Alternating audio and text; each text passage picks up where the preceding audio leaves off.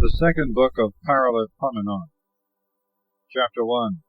Solomon offereth sacrifices at Gabon, his choice of wisdom which God giveth him. And Solomon the son of David was strengthened in his kingdom, and the Lord his God was with him, and magnified him to a high degree. And Solomon gave orders to all Israel, to the captains of thousands and of hundreds, and to the rulers, and to the judges of all Israel, and the heads of the families. And he went with all the multitude to the high place of Gabon, where was the tabernacle of the covenant of the Lord, which Moses the servant of God made in the wilderness. For David had brought the ark of God from Kiriathaim to the place which he had prepared for it, and where he had pitched a tabernacle for it, that is, in Jerusalem. And the altar of brass, which Bezaleel, the son of Uri, the son of Hur, had made, was there before the tabernacle of the Lord, and Solomon and all the assembly sought it. And Solomon went up thither to the brazen altar, before the tabernacle of the covenant of the Lord, and offered up on it 1,000 victims. And behold, that night God appeared to him, saying, Ask what thou wilt that I should give thee. And Solomon said to God, Thou hast shown great kindness to my father David, and hast made me king in his stead. Now therefore, O Lord God, let thy word be fulfilled, which thou hast promised to David my father. For thou hast made me king over thy great people, which is as innumerable as the dust of the earth.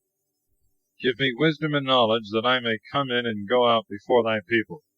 For who can worthily judge this thy people, which is so great?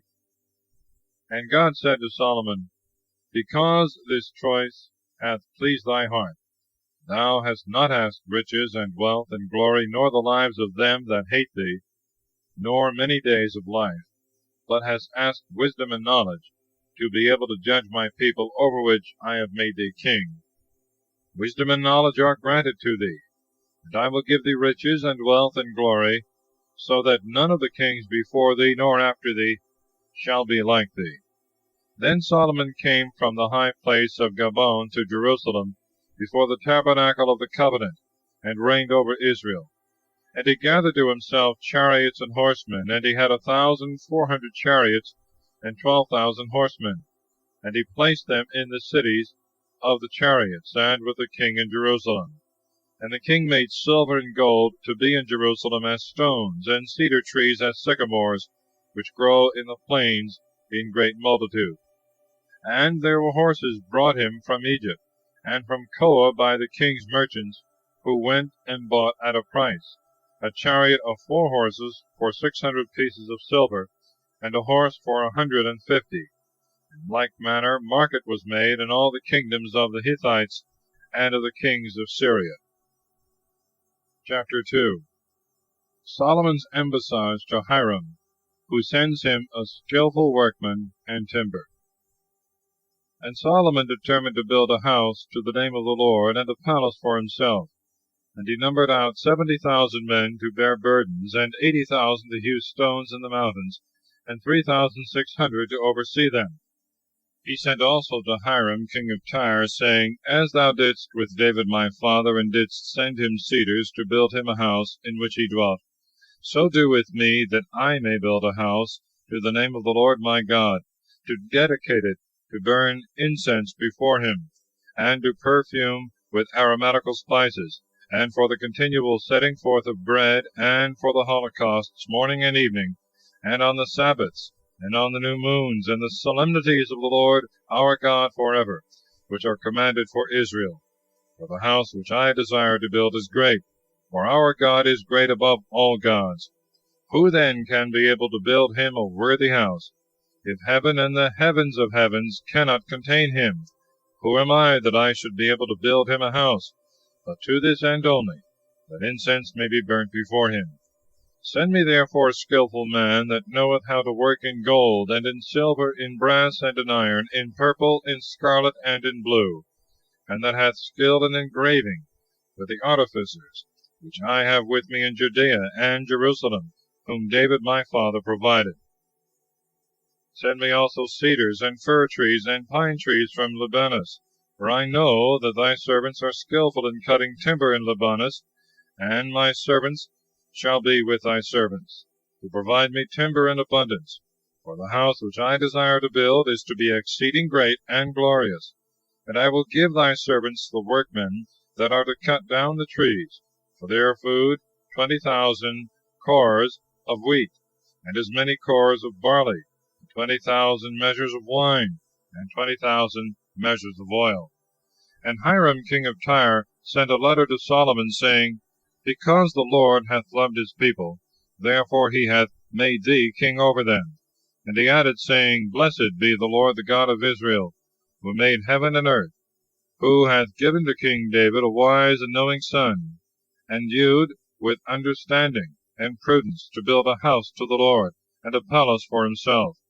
I therefore have sent thee my father Hiram, wise and most skillful man, the son of a woman of the daughters of Dan, whose father was a Tyrian, who knoweth how to work in gold, and in silver, in brass, and in iron, and in marble, and in timber, in purple also, and violet, and silk, and scarlet, and who knoweth to grave all sort of graving, and to devise ingeniously all that there may be need of in the work with thy artificers, and with the artificers of my lord David thy father. The wheat, therefore, and the barley, and the oil, and the wine, which thou, my lord, hast promised, send to thy servants. We will cut down as many trees out of Libanus as thou shalt want, and will convey them in floats by sea to Joppa, and it will be thy part to bring them thence to Jerusalem. And Solomon numbered all the proselytes in the land of Israel, after the numbering which David his father had made, and they were found 153,600. And he set 70,000 of them to carry burdens on their shoulders, and 80,000 to hew stones in the mountains, and 3,600 to be overseers of the work of the people. Chapter 3. The plan and ornaments of the temple, the cherubims, the veil, and the pillars. And Solomon began to build the house of the Lord in Jerusalem in Mount Moriah, which had been shown to David his father, in the place which David had prepared in the thrashing floor of Ornan the Jebusite. And he began to build in the 2nd month, in the 4th year of his reign. Now these are the foundations which Solomon laid to build the house of God. The length of the first measure 60 cubits, the breadth 20 cubits. And the porch in the front, which was extended in length according to the measure of the breadth of the house, 20 cubits, and the height was 120 cubits. And he overlaid it within with pure gold. And the greater house he sealed with deal boards, and overlaid them with plates of fine gold throughout. And he engraved in them palm trees, and like little chains interlaced with one another. He paved also the floor of the temple with most precious marble of great beauty. And the gold of the place with which he overlaid the house, and the beams thereof, and the posts, and the walls, and the doors, was of the finest.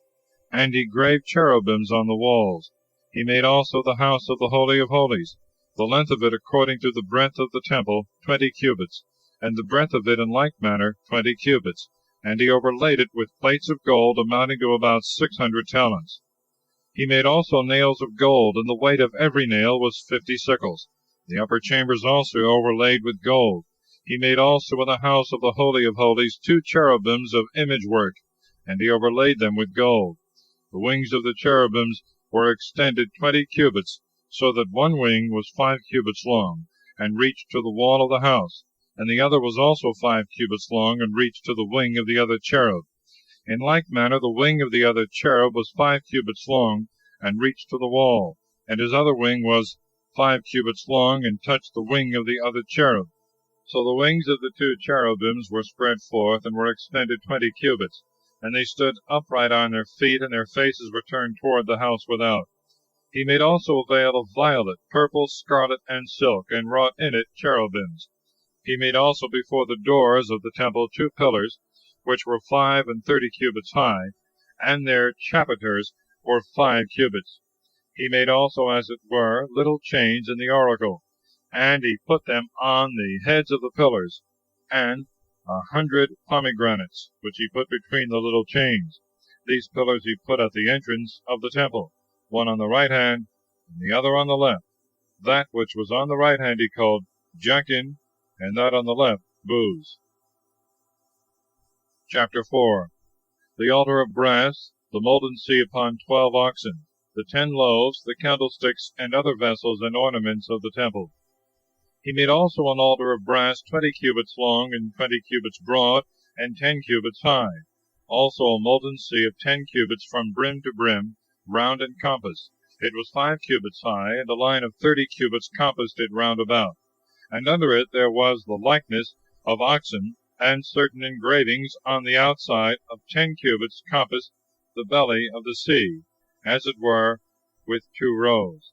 And the oxen were cast, and the sea itself was set upon the 12 oxen, 3 of which looked toward the north, and other 3 toward the west, and other 3 toward the south, and the other 3 that remained toward the east. And the sea stood upon them, and the hinder parts of the oxen were inward under the sea.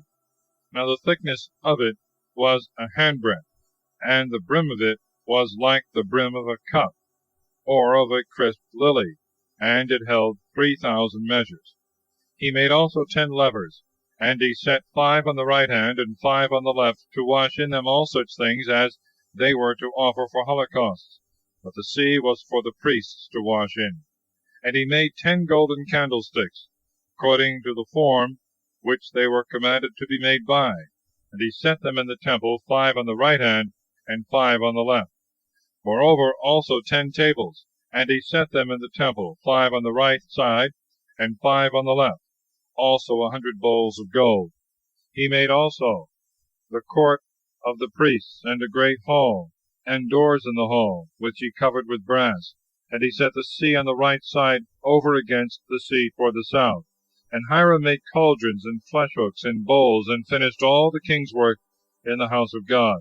That is to say, the 2 pillars, and the pommels, and the chapiters, and the network, to cover the chapiters over the pommels, and 400 pomegranates, and 2 wreaths of network, so that 2 rows of pomegranates were joined to each wreath, to cover the pommels and the chapiters of the pillars. He made also bases and lavers, which he set upon the bases, 1 sea and 12 oxen under the sea, and the cauldrons and flesh hooks and bowls. All the vessels did Hiram his father make for Solomon in the house of the Lord of the finest brass. In the country near the Jordan did the king cast them, in a clay ground between Succoth and Saradatha. And the multitude of vessels was innumerable, so that the weight of the brass was not known. And Solomon made all the vessels for the house of God, and the golden altar, and the tables upon which were the loaves of proposition, the candlesticks also of most pure gold, with their lamps, to give light before the oracle, according to the manner. And certain flowers and lamps and golden tongues, all were made of the finest gold. The vessels also for the perfumes, and the censers, and the bowls, and the mortars of pure gold. And he graved the doors of the inner temple, that is, for the Holy of Holies, and the doors of the temple without were of gold. And thus all the work was finished which Solomon made in the house of the Lord. Chapter 5. The ark is brought with great solemnity into the temple. The temple is filled with the glory of God. Then Solomon brought in all the things that David his father had vowed, the silver and the gold, and all the vessels he put among the treasures of the house of God.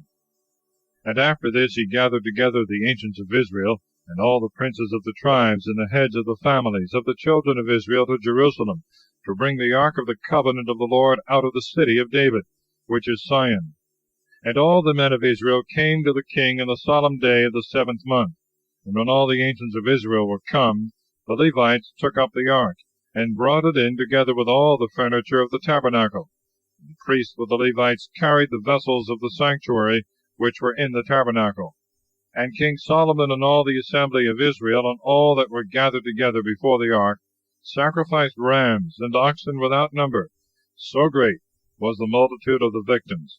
And the priests brought in the ark of the covenant of the Lord into its place, that is, to the oracle of the temple, into the Holy of Holies under the wings of the cherubims, so that the cherubims spread their wings over the place in which the ark was set, and covered the ark itself and its staves. Now the ends of the staves wherewith the ark was carried, because they were something longer, were seen before the oracle. But if a man were a little outward, he could not see them. So the ark has been there unto this day. And there was nothing else in the ark but the 2 tables which Moses put there at Horeb, when the Lord gave the law to the children of Israel, at their coming out of Egypt. Now when the priests were come out of the sanctuary, for all the priests that could be found there were sanctified, and as yet at that time the courses and orders of the ministries were not divided among them. But the Levites and the singing men, that is, both they that were under Asaph, and they that were under Heman, and they that were under Idithon, with their sons and their brethren, clothed with fine linen, sounded with cymbals and psalteries and harps, standing on the east side of the altar, and with them 120 priests, sounding with trumpets. So when they all sounded together, both with trumpets and voice and cymbals and organs, and with divers kinds of musical instruments, and lifted up their voice on high, the sound was heard afar off, so that when they began to praise the Lord, and to say, Give glory to the Lord, for he is good, for his mercy endureth forever, the house of God was filled with a cloud, nor could the priests stand and minister by reason of the cloud, for the glory of the Lord had filled the house of God. Chapter 6. Solomon's blessings and prayer. Then Solomon said, The Lord promised that he would dwell in a cloud, but I have built a house to his name, that he might dwell there forever. And the king turned his face and blessed all the multitude of Israel, for all the multitude stood attentive.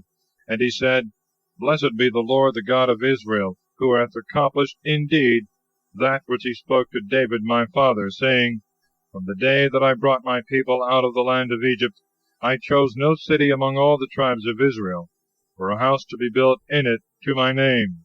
Neither chose I any other man to be the ruler of my people Israel, but I chose Jerusalem, that my name might be there, and I chose David to set him over my people Israel. Whereas David my father had a mind to build a house to the name of the Lord, the God of Israel, the Lord said to him, Forasmuch as it was thy will to build a house to my name, thou hast done well indeed in having such a will. Thou shalt not build the house, but thy son, who shall come out of thy loins, he shall build a house to my name. The Lord therefore hath accomplished his word which he spoke. And I am risen up in the place of David my father, and sit upon the throne of Israel, as the Lord promised, and have built a house to the name of the Lord God of Israel. And I have put in it the ark, wherein is the covenant of the Lord, which he made with the children of Israel. And he stood before the altar of the Lord, in presence of all the multitude of Israel, and stretched forth his hands. For Solomon had made a brazen scaffold, and had set it in the midst of the temple, which was 5 cubits long, and 5 cubits broad, and 3 cubits high. And he stood upon it. Then kneeling down in the presence of all the multitude of Israel, and lifting up his hands towards heaven, he said, O Lord God of Israel, there is no God like thee in heaven nor in earth, who keepest covenant and mercy with thy servants, that walk before thee with all their hearts, who hast performed to thy servant David my father all that thou hast promised him, and hast accomplished in fact what thou hast spoken with thy mouth, as also the present time proveth. Now then, O Lord God of Israel, fulfill to thy servant David my father whatsoever thou hast promised him, saying, There shall not fail thee a man in my sight to sit upon the throne of Israel, yet so that thy children take heed to their ways, and walk in my law, as thou hast walked before me. And now, Lord God of Israel, let thy word be established, which thou hast spoken to thy servant David. Is it credible, then, that God should dwell with men on the earth? If heaven and the heavens of heavens do not contain thee, how much less this house which I have built? But to this end only it is made, that thou mayest regard the prayer of thy servant and his supplication, O Lord my God, and mayest hear the prayers which thy servant poureth out before thee, that thou mayest open thy eyes upon this house day and night, upon the place wherein thou hast promised that thy name should be called upon, and that thou wouldst hear the prayer which thy servant prayeth in it. Hearken then to the prayers of thy servant, and of thy people Israel, whosoever shall pray in this house, hear thou from thy dwelling place, that is, from heaven, and show mercy.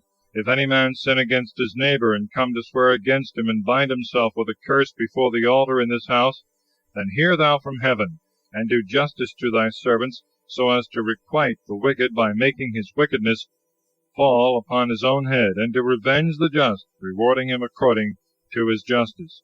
If thy people Israel be overcome by their enemies, for they will sin against thee, and being converted shall do penance, and call upon thy name, and pray to thee in this place, then hear thou from heaven, and forgive the sin of thy people Israel, and bring them back into the land which thou gavest to them and their fathers.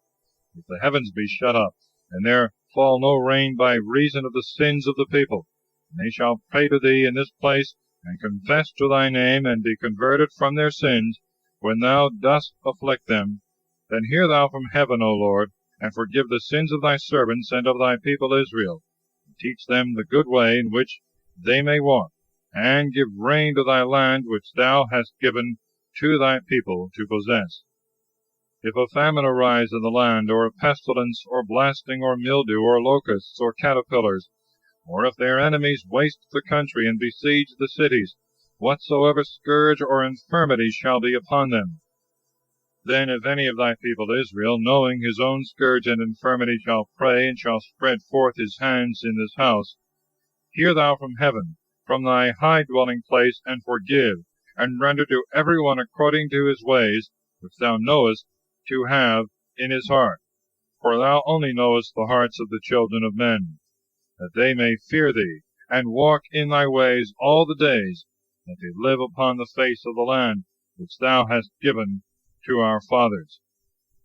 If the stranger also, who is not of thy people Israel, come from a far country, for the sake of thy great name, and thy strong hand, and thy stretched out arm, and adore in this place, hear thou from heaven thy firm dwelling place, and do all that which that stranger shall call upon thee for, that all the people of the earth may know thy name, and may fear thee as thy people Israel, and may know that thy name is invoked upon this house which I have built. If thy people go out to war against their enemies, by the way that thou shalt send them, and adore thee towards the way of this city, which thou hast chosen, and the house which I have built to thy name, then hear thou from heaven their prayers and their supplications, and revenge them. And if they sin against thee, for there is no man that sinneth not, and thou be angry with them, and deliver them up to their enemies, and they lead them away captive to a land either afar off or near at hand, and if they be converted in their heart in the land to which they were led captive, and do penance, and pray to thee in the land of their captivity, saying, We have sinned, we have done wickedly, we have dealt unjustly, and return to thee with all their heart and with all their soul, in the land of their captivity to which they were led away, and adore thee towards the way of their own land which thou gavest their fathers, and to the city which thou hast chosen, and the house which I have built to thy name, then hear thou from heaven, that is, from thy firm dwelling place, their prayers, and do judgment, and forgive thy people, although they have sinned. For thou art my God. Let thy eyes, I beseech thee, be open, and let thy ears be attentive to the prayer that is made in this place. Now therefore arise, O Lord God, into thy resting place, thou and the ark of thy strength. Let thy priests, O Lord God, put on salvation, and thy saints rejoice in good things. O Lord God, turn not away the face of thy anointed. Remember the mercies of David thy servant. Chapter 7. Fire from heaven consumeth the sacrifices. The solemnity of the dedication of the temple. God signifieth his having heard Solomon's prayer, yet so if he continues to serve him. And when Solomon had made an end of his prayer, fire came down from heaven and consumed the holocausts and the victims, and the majesty of the Lord filled the house. Neither could the priests enter into the temple of the Lord, because the majesty of the Lord had filled the temple of the Lord. Moreover, all the children of Israel saw the fire coming down, and the glory of the Lord upon the house, and falling down with their faces to the ground upon the stone pavement, they adored and praised the Lord, because he is good, because his mercy endureth forever. And the king and all the people sacrificed victims before the Lord. And King Solomon offered a sacrifice of 22,000 oxen, and 120,000 rams. And the king and all the people dedicated the house of God. And the priests stood in their offices, and the Levites with the instruments of music of the Lord, which King David made to praise the Lord, because his mercy endureth forever, singing the hymns of David by their ministry. And the priests sounded with trumpets before them, and all Israel stood. Solomon also sanctified the middle of the court before the temple of the Lord, and he offered there the holocausts and the fat of the peace offerings, because the brazen altar which he had made could not hold the holocausts and the sacrifices and the fat. And Solomon kept the solemnity at that time 7 days, and all Israel with him, a very great congregation, from the entrance of Emath to the torrent of Egypt. And he made on the 8th day a solemn assembly, because he had kept the dedication of the altar 7 days, and had celebrated the solemnity 7 days. So on the 23rd day of the 7th month he sent away the people to their dwellings, joyful and glad for the good that the Lord had done to David, and to King Solomon, and to all Israel his people. And Solomon finished the house of the Lord, and the king's house, and all that he had designed in his heart to do, in the house of the Lord, and in his own house, and he prospered. And the Lord appeared to him by night, and said, I have heard thy prayer, and I have chosen this place to myself for a house of sacrifice. If I shut up heaven, and there fall no rain, or if I give orders, and command the locusts to devour the land, or I send pestilence among my people, and my people upon whom my name is called, being converted, shall make supplication to me, and seek out my face, and do penance for their most wicked ways, then will I hear from heaven, and will forgive their sins, and will heal their land. My eyes also shall be open, and my ears attentive to the prayer of him that shall pray in this place. For I have chosen and have sanctified this place, that my name may be there forever, and my eyes and my heart may remain there perpetually. And as for thee, if thou walk before me, as David thy father walked, and do according to all that I have commanded thee, and keep my justices and my judgments, I will raise up the throne of thy kingdom, as I promised to David thy father, saying, There shall not fail thee a man of thy stock to be ruler in Israel. But if you turn away and forsake my justices and my commandments, which I have set before you, and shall go and serve strange gods and adore them, I will pluck you up by the root out of my land which I have given you. This house which I have sanctified to my name I will cast away from before my face, and will make it a byword and an example among the nations. And this house shall be for a proverb to all that pass by, and they shall be astonished, and say, Why hath the Lord done thus to this land and to this house? They shall answer, Because they forsook the Lord, the God of their fathers, brought them out of the land of Egypt, and laid hold on strange gods, and adored them, and worshipped them. Therefore all these evils are come upon them. Chapter 8. Solomon's buildings and other acts. And at the end of 20 years after Solomon had built the house of the Lord and his own house, he built the cities which Hiram had given to Solomon, and caused the children of Israel to dwell there. He went also into Emath Subah, and possessed it.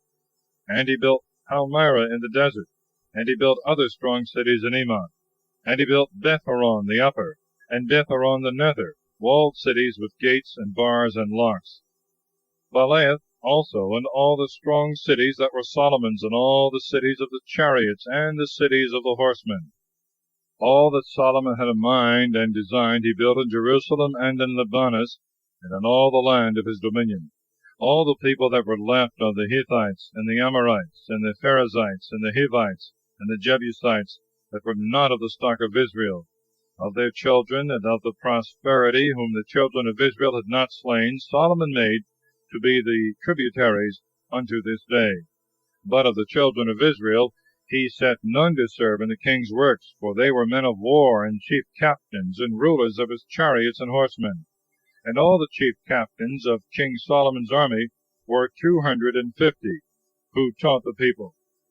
And he removed the daughter of Pharaoh from the city of David to the house which he had built forever. For the king said, My wife shall not dwell in the house of King David of Israel, for it is sanctified, because the ark of the Lord came into it.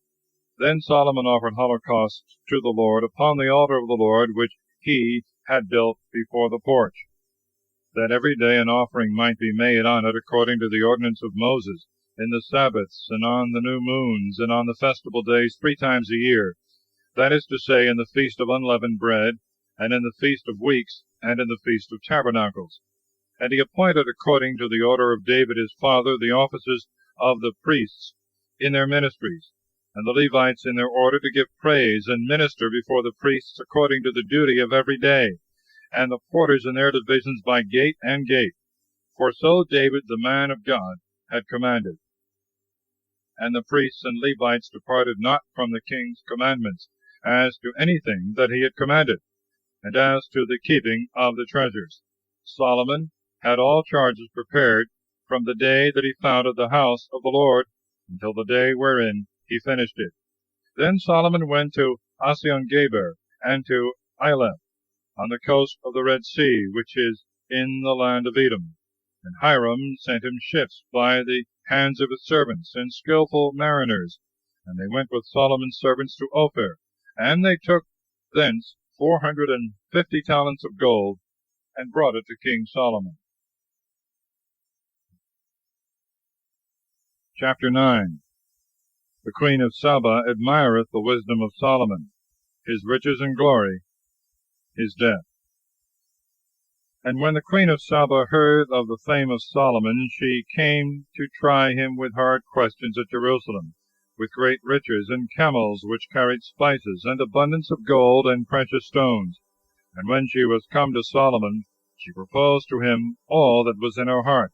And Solomon explained to her all that she proposed, and there was not anything that he did not make clear unto her. When she had seen these things, to wit, the wisdom of Solomon, and the house which he had built, and the meats of his table, and the dwelling places of his servants, and the attendants of his officers, and their apparel, his cupbearers also, and their garments, and the victims which he offered in the house of the Lord, there was no more spirit in her. She was so astonished. And she said to the king, Word is true which I heard in my country of thy virtues and wisdom. I did not believe them that told it, until I came, and my eyes had seen, and I had proved that scarce 1/2 of thy wisdom had been told me. Thou hast exceeded the same with thy virtues. Happy are thy men, and happy are thy servants, who stand always before thee, and hear thy wisdom. Blessed be the Lord thy God, who hath been pleased to set thee on his throne, King of the Lord thy God, because God loveth Israel, and will preserve them forever. Therefore hath he made thee king over them. Do judgment and justice. And she gave to the king 120 talents of gold, and spices in great abundance, and most precious stones. There were no such spices as these which the Queen of Saba gave to King Solomon. And the servants also of Hiram with the servants of Solomon brought gold from Ophir, and thyine trees, and most precious stones. And the king made of the thyine trees stairs in the house of the Lord, and in the king's house, and harps and psalteries for the singing men. Never were there seen such trees in the land of Judah. And King Solomon gave to the Queen of Saba all that she desired, and that she asked, and many more things than she brought to him. So she returned and went to her own country with her servants. And the weight of the gold that was brought to Solomon every year was 666 talents of gold, beside the sum which the deputies of divers nations and the merchants were accustomed to bring, and all the kings of Arabia, and the lords of the lands, who brought gold and silver to Solomon.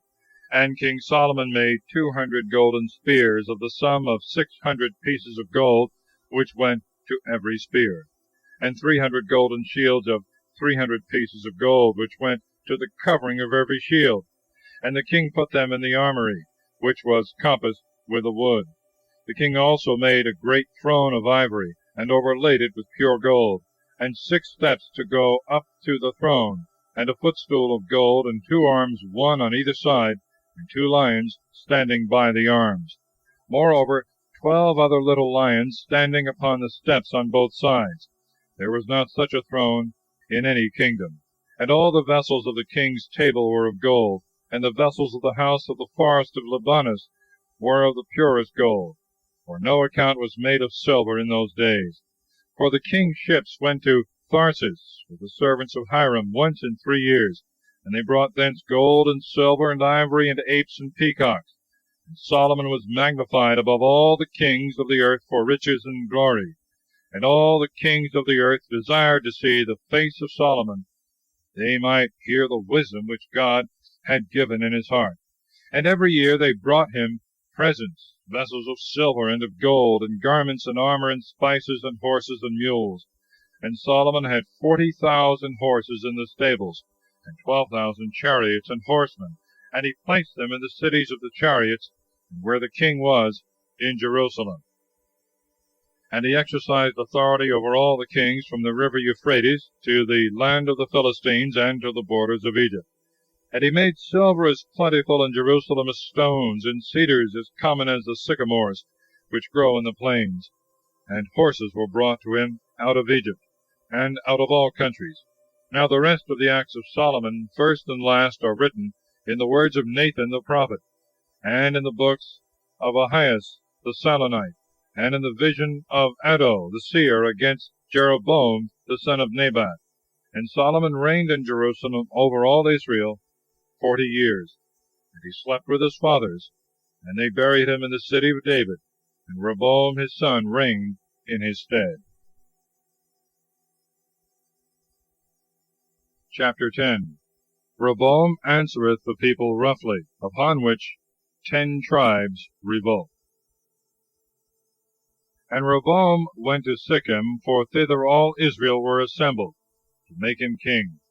And when Jeroboam the son of Nebat, who is in Egypt, for he was fled thither from Solomon, heard it, forthwith he returned. And they sent for him, and he came with all Israel, and they spoke to Rehoboam, saying, Thy father oppressed us with a most grievous yoke. Do thou govern us with a lighter hand than thy father, who laid upon us a heavy servitude, and ease something of the burden, that we may serve thee. And he said to them, Come to me again after 3 days. And when the people were gone, he took counsel with the ancients, who had stood before his father Solomon while he yet lived, saying, What counsel give you to me, that I may answer the people? And they said to him, If thou please this people, and soothe them with kind words, they will be thy servants forever. But he forsook the counsel of the ancients, and began to treat with the younger men that had been brought up with him, and were in his train. And he said to them, What seemeth good to you? Or what shall I answer this people, who have said to me, Ease the yoke which thy father laid upon us? But they answered as young men, and brought up with him in pleasures, and said, Thus shalt thou speak to the people that said to thee, Thy father made our yoke heavy, do thou ease it. Thus shalt thou answer them, My little finger is thicker than the loins of my father. My father laid upon you a heavy yoke, and I will add more weight to it. My father beat you with scourges, but I will beat you with scorpions. So Jeroboam, that all the people, came to Rehoboam the 3rd day, as he commanded them. And the king answered roughly, leaving the counsel of the ancients. And he spoke according to the advice of the young men. My father laid upon you a heavy yoke, which I will make heavier. My father beat you with scourges, but I will beat you with scorpions. And he condescended not to the people's requests. For it was the will of God that his word might be fulfilled, which he had spoken by the hand of Ahias the Salonite to Jeroboam the son of Nebat. And all the people, upon the king's speaking roughly, said thus unto him, We have no part in David, nor inheritance in the son of Isai. Return to thy dwellings, O Israel, and do thou, O David, feed thy own house. And Israel went away to their dwellings. But Rehoboam reigned over the children of Israel that dwelt in the cities of Judah. And King Rehoboam sent Adoram, who was over the tributes, and the children of Israel stoned him, and he died. And King Rehoboam made haste to get up into his chariots, and fled into Jerusalem. And Israel revolted from the house of David unto this day. Chapter 11. Rehoboam's reign. His kingdom is strengthened. And Rehoboam came to Jerusalem, and called together all the house of Judah and of Benjamin, 180,000 chosen men and warriors, to fight against Israel, and to bring back his kingdom to him. And the word of the Lord came to Shemaiah, the man of God, saying, Speak to Rehoboam the son of Solomon, the king of Judah, and to all Israel in Judah and Benjamin. Thus saith the Lord, You shall not go up, nor fight against your brethren. Let every man return to his own house, for by my will this thing has been done. When they heard the word of the Lord, they returned and did not go against Jeroboam. And Rehoboam dwelt in Jerusalem, and built walled cities in Judah. And he built Bethlehem, and Edom, and Thecui, and Bethsur, and Soko, and Odalam, and Geth, and Maresa, and Ziph, and Aduram, and Lachish, and Azekah, Sarai also, and Ailon, and Hebron, which are in Judah and Benjamin, well-fenced cities. And when he had enclosed them with walls, he put in them governors and storehouses of provisions, that is, of oil and of wine. Moreover, in every city he made an armory of shields and spears. He fortified them with great diligence, and he reigned over Judah and Benjamin.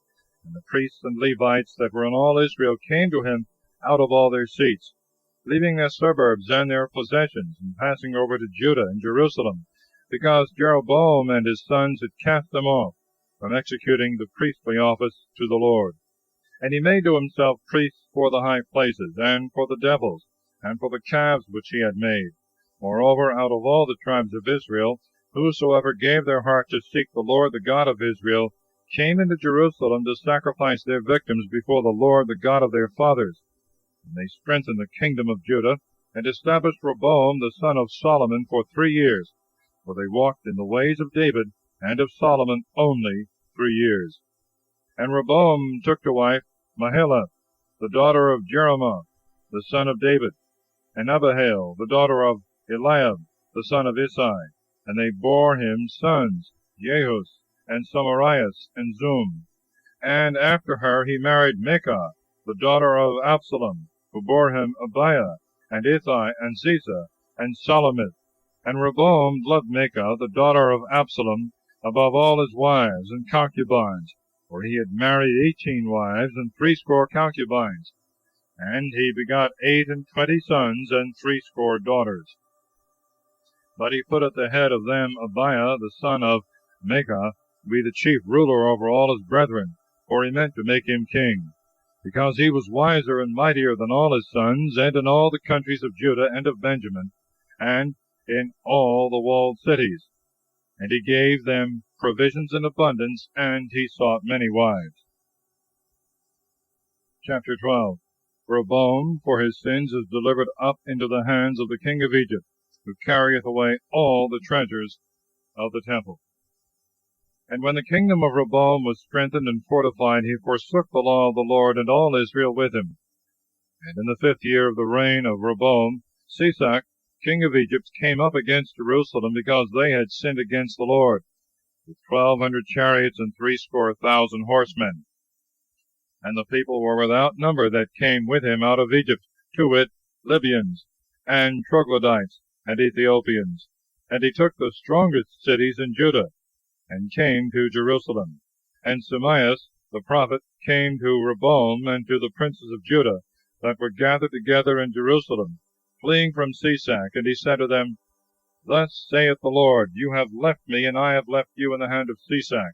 And the princes of Israel and the king, being in a consternation, said, The Lord is just. And when the Lord saw that they were humbled, the word of the Lord came to Shemaiah, saying, Because they are humbled, I will not destroy them. I will give them a little help, and my wrath shall not fall upon Jerusalem by the hand of Shishak.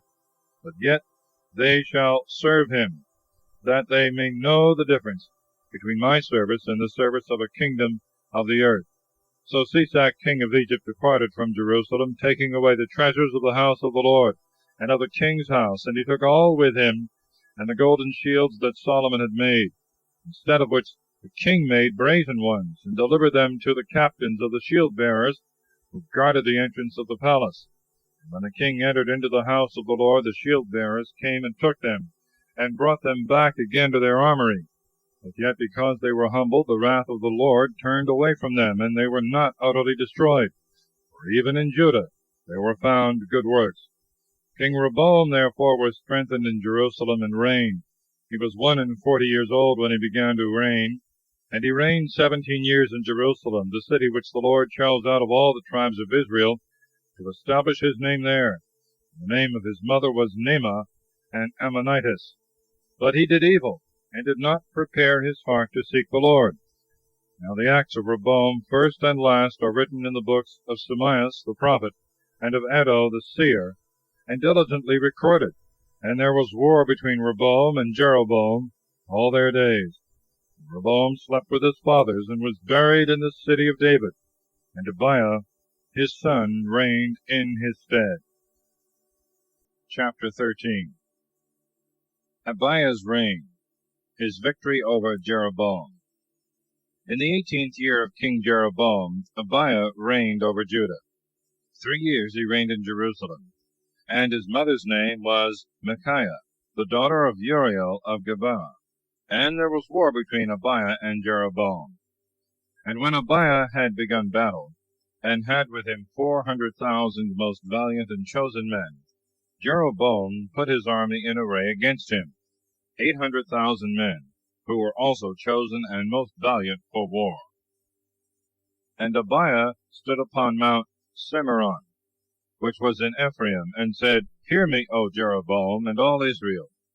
Do you not know that the Lord God of Israel gave to David the kingdom over Israel forever, to him and to his sons, by a covenant of salt?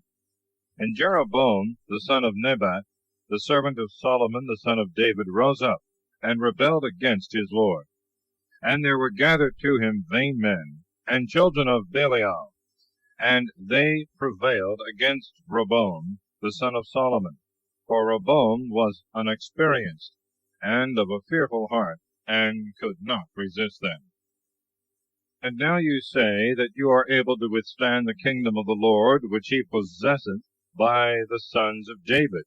And you have a great multitude of people, and golden calves, which Jeroboam hath made you for gods. And you have cast out the priests of the Lord, the sons of Aaron, and the Levites, and you have made you priests like all the nations of the earth. Whosoever cometh and consecrateth his hand with a bullock of the herd, and with 7 rams, is made a priest of those who are no gods. But the Lord is our God, whom we forsake not, and the priests who minister to the Lord are the sons of Aaron, and the Levites are in their order. And they offer holocausts to the Lord every day, morning and evening, and incense made according to the ordinance of the law. And the loaves are set forth on a most clean table, and there is with us the golden candlestick, and the lamps thereof, to be lighted always in the evening. For we keep the precepts of the Lord our God, whom you have forsaken. Therefore God is the leader in our army, and his priests who sound with trumpets, and resound against you. O children of Israel, fight not against the Lord, the God of your fathers, for it is not good for you. While he spoke these things, Jeroboam caused an ambushment to come about behind him. And while he stood facing the enemies, he encompassed Judah, who perceived it not, with his army. And when Judah looked back, they saw the battle coming upon them, both before and behind, and they cried to the Lord, and the priests began to sound with the trumpets. And all the men of Judah shouted. And behold, when they shouted, God terrified Jeroboam, and all Israel that stood against Abiah and Judah. And the children of Israel fled before Judah, and the Lord delivered them into their hand. And Abiah and his people slew them with a great slaughter, and there fell wounded of Israel 500,000 valiant men. And the children of Israel were brought down at that time, and the children of Judah were exceedingly strengthened, because they had trusted in the Lord, the God of their fathers. And Abiah pursued after Jeroboam, and took cities from him, Bethel, and her daughters, and Jeshanah, and her daughters, Ephron also, and her daughters. And Jeroboam was not able to resist any more in the days of Abiah, and the Lord struck him, and he died. But Abiah, being strengthened in his kingdom, took 14 wives, and begot 22 sons, and 16 daughters. And the rest of the acts of Abiah, and of his ways and works, are written diligently in the book of Addo the prophet. Chapter 14. The reign of Asa, his victory over the Ethiopians.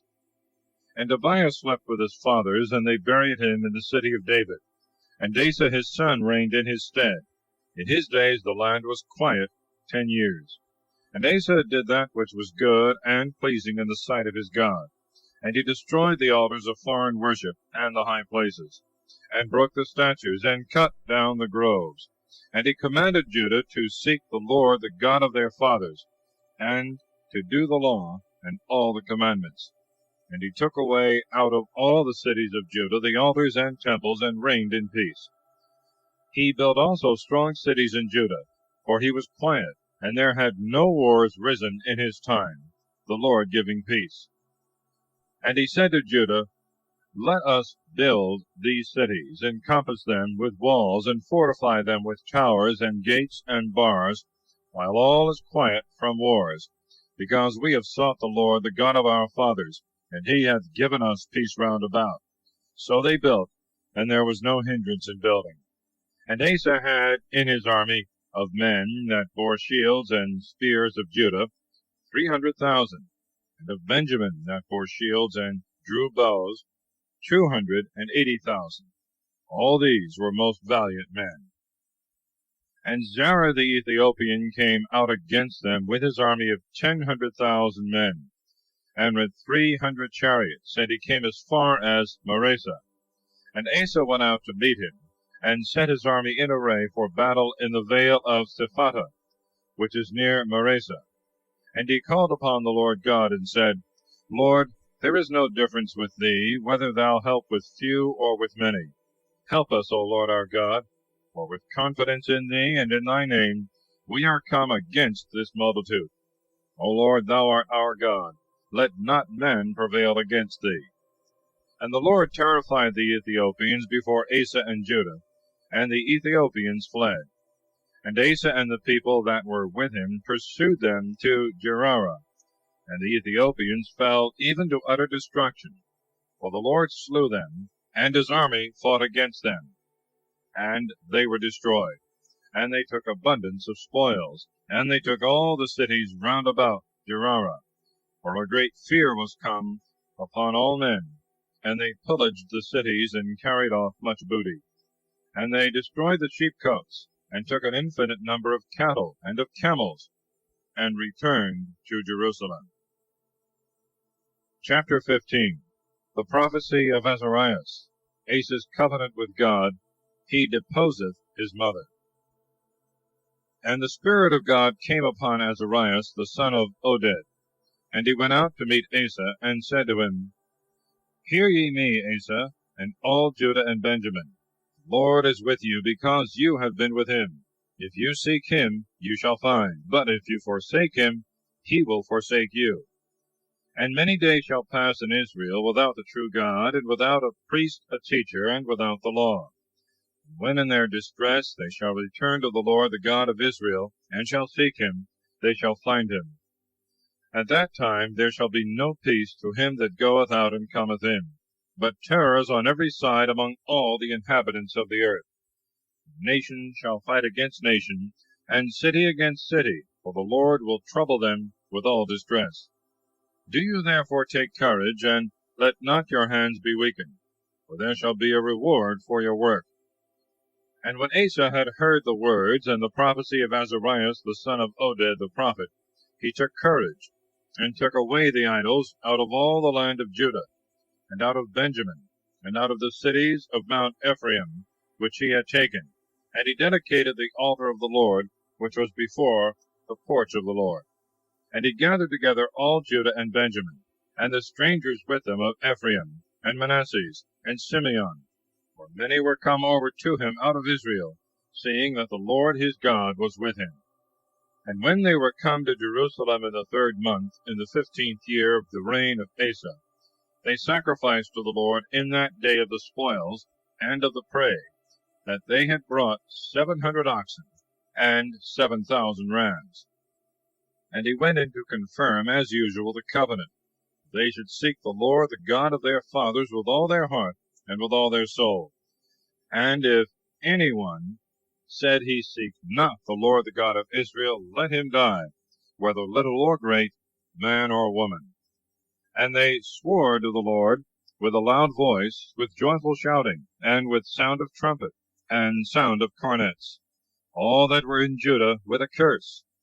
For with all their heart they swore, and with all their will they sought him. And they found him, and the Lord gave them rest round about. Moreover, Micah, mother of King Asa, he deposed from the royal authority, because she had made in a grove an idol of Priapus, and he entirely destroyed it, breaking it into pieces, burnt it at the torrent Kidron. But high places were left in Israel. Nevertheless, the heart of Asa was perfect all his days. And the things which his father had vowed, and he himself had vowed, he brought into the house of the Lord, gold and silver, and vessels of divers uses. And there was no more unto the 35th year of the kingdom of Asa. Chapter 16. Asa is reproved for seeking help from the Syrians, his last acts and death. And in the 36th year of his kingdom, Baasa the king of Israel came up against Judah, and built a wall about Ramah, that no one might safely go out or come in of the kingdom of Asa. Then Asa brought out silver and gold out of the treasures of the house of the Lord, and of the king's treasures, and sent to Ben-Hadad, king of Syria, who dwelt in Damascus, saying, There is a league between me and thee, as there was between my father and thy father. Wherefore I have sent thee silver and gold, that thou mayest break thy league with Baasa, king of Israel, and make him depart from me. And when Ben-Hadad heard this, he sent the captains of his armies against the cities of Israel. And they took Ahion, and Dan, and Abel-maim, and all the walled cities of Naphtali. And when Baasa heard of it, he left off the building of Ramah, and interrupted his work. Then King Asa took all Judah, and they carried away from Ramah the stones and the timber that Baasa had prepared for the building, and he built with them Gabaa and Maspah. At that time Hanani the prophet came to Asa king of Judah, and said to him, Because thou hast had confidence in the king of Syria, and not in the Lord thy God, therefore hath the army of the king of Syria escaped out of thy hand. Were not the Ethiopians and the Libyans much more numerous in chariots and horsemen, and an exceeding great multitude? Yet because thou trustest in the Lord, he delivered them into thy hand.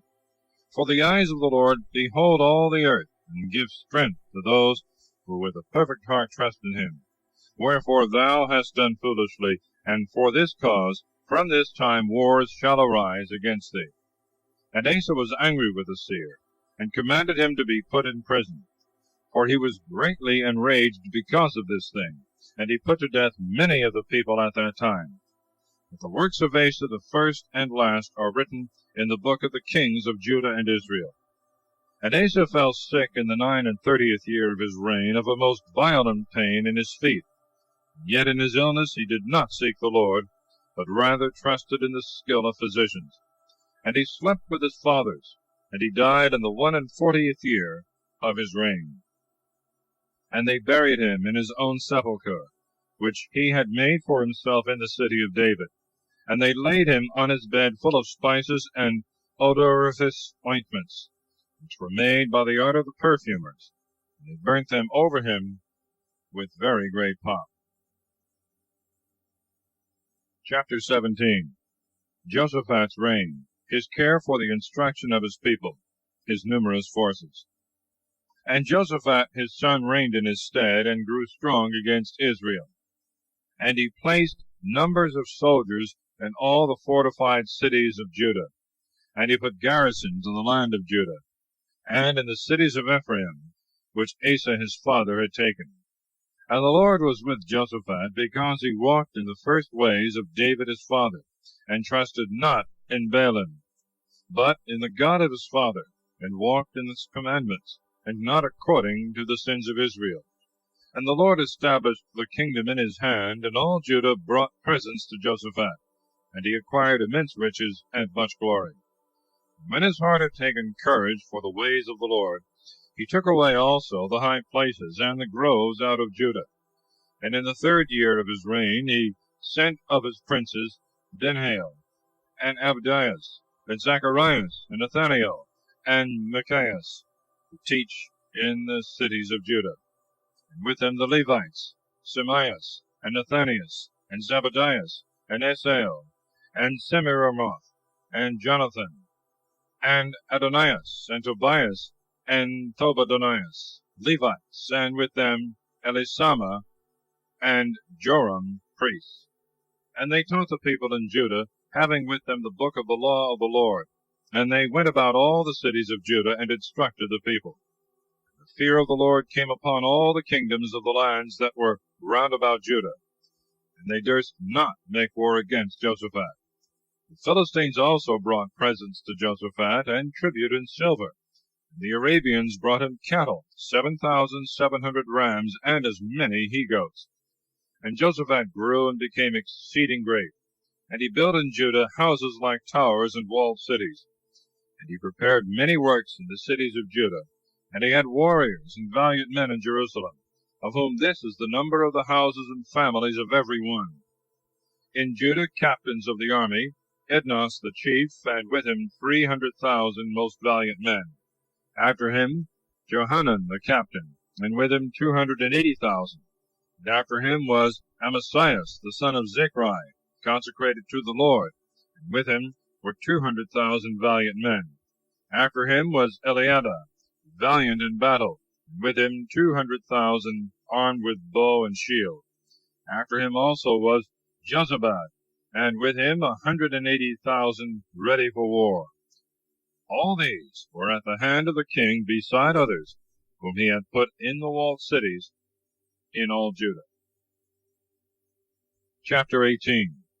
Jehoshaphat accompanies Achab in his expedition against Ramoth, where Achab is slain, as Micaias had foretold. Now Jehoshaphat was rich and very glorious, and was joined by affinity to Achab. And he went down to him after some years to Samaria. And Achab at his coming killed sheep and oxen in abundance for him and the people that came with him. And he persuaded him to go up to Ramoth Gilead. And Achab king of Israel said to Jehoshaphat king of Judah, Come with me to Ramoth Gilead. And he answered him, Thou art as I am, and my people as thy people. We will be with thee in the war. And Jehoshaphat said to the king of Israel, Inquire, I beseech thee, at present the word of the Lord. So the king of Israel gathered together of the prophets 400 men, and he said to them, Shall we go to Ramoth Gilead to fight, or shall we forbear? But they said, Go up, and God will deliver it into the king's hand. And Jehoshaphat said, Is there not here a prophet of the Lord, that we may inquire also of him? And the king of Israel said to Jehoshaphat, There is one man of whom we may ask the will of the Lord, but I hate him, for he never prophesieth good to me, but always evil. And it is Micaias, the son of Jimlah. And Jehoshaphat said, Speak not thus, O king. And the king of Israel called one of the eunuchs, and said to him, Call quickly Micaias, the son of Jimlah. Now the king of Israel and Jehoshaphat king of Judah both sat on their thrones, clothed in royal robes. And they sat in the open court by the gate of Samaria, and all the prophets prophesied before them. And Sedecius, the son of Kenana, made him horns of iron, and said, Thus saith the Lord, With these shalt thou push Syria till thou destroy it. And all the prophets prophesied in like manner, and said, Go up to Ramoth Gilead, and thou shalt prosper, and the Lord will deliver them into the king's hand. And the messenger that went to call Micaias said to him, Behold the words of all the prophets, with one mouth declare good to the king. I beseech thee, therefore, let not thy word disagree with them, and speak thou also good success. And Micaias answered him, As the Lord liveth, whatsoever my God shall say to me, that will I speak. So he came to the king, and the king said to him, Micaias, shall we go to Ramoth-Gilead to fight or forbear? And he answered him, Go up, for all shall succeed prosperously, and the enemy shall be delivered into your hands. And the king said, I adjure thee again and again to say nothing but the truth to me in the name of the Lord. Then he said, I saw all Israel scattered in the mountains, like sheep without a shepherd. And the Lord said, These have no masters. Let every man return to his own house in peace. And the king of Israel said to Jehoshaphat, Did I not tell thee that this man would not prophesy me any good, but evil? Then he said, Hear ye therefore the word of the Lord. I saw the Lord sitting on his throne, and all the army of heaven standing by him on the right hand and on the left. And the Lord said, Who shall deceive Achab, king of Israel, that he may go up and fall in Ramoth-Gilead? And when one spoke in this manner, and another otherwise, there came forth a spirit, and stood before the Lord, and said, I will deceive him. And the Lord said to him, By what means wilt thou deceive him? And he answered, I will go out and be a lying spirit in the mouth of all his prophets. And the Lord said, Thou shalt deceive, and shalt prevail. Go out and do so. Now therefore, behold, the Lord hath put a spirit of lying in the mouth of all thy prophets. The Lord hath spoken evil against thee. And Sedecius, the son of Kenana, came and struck Micaias on the cheek, and said, Which way went the Spirit of the Lord from me to speak to thee? And Micaias said, Thou thyself shalt see in that day, when thou shalt go in from chamber to chamber to hide thyself.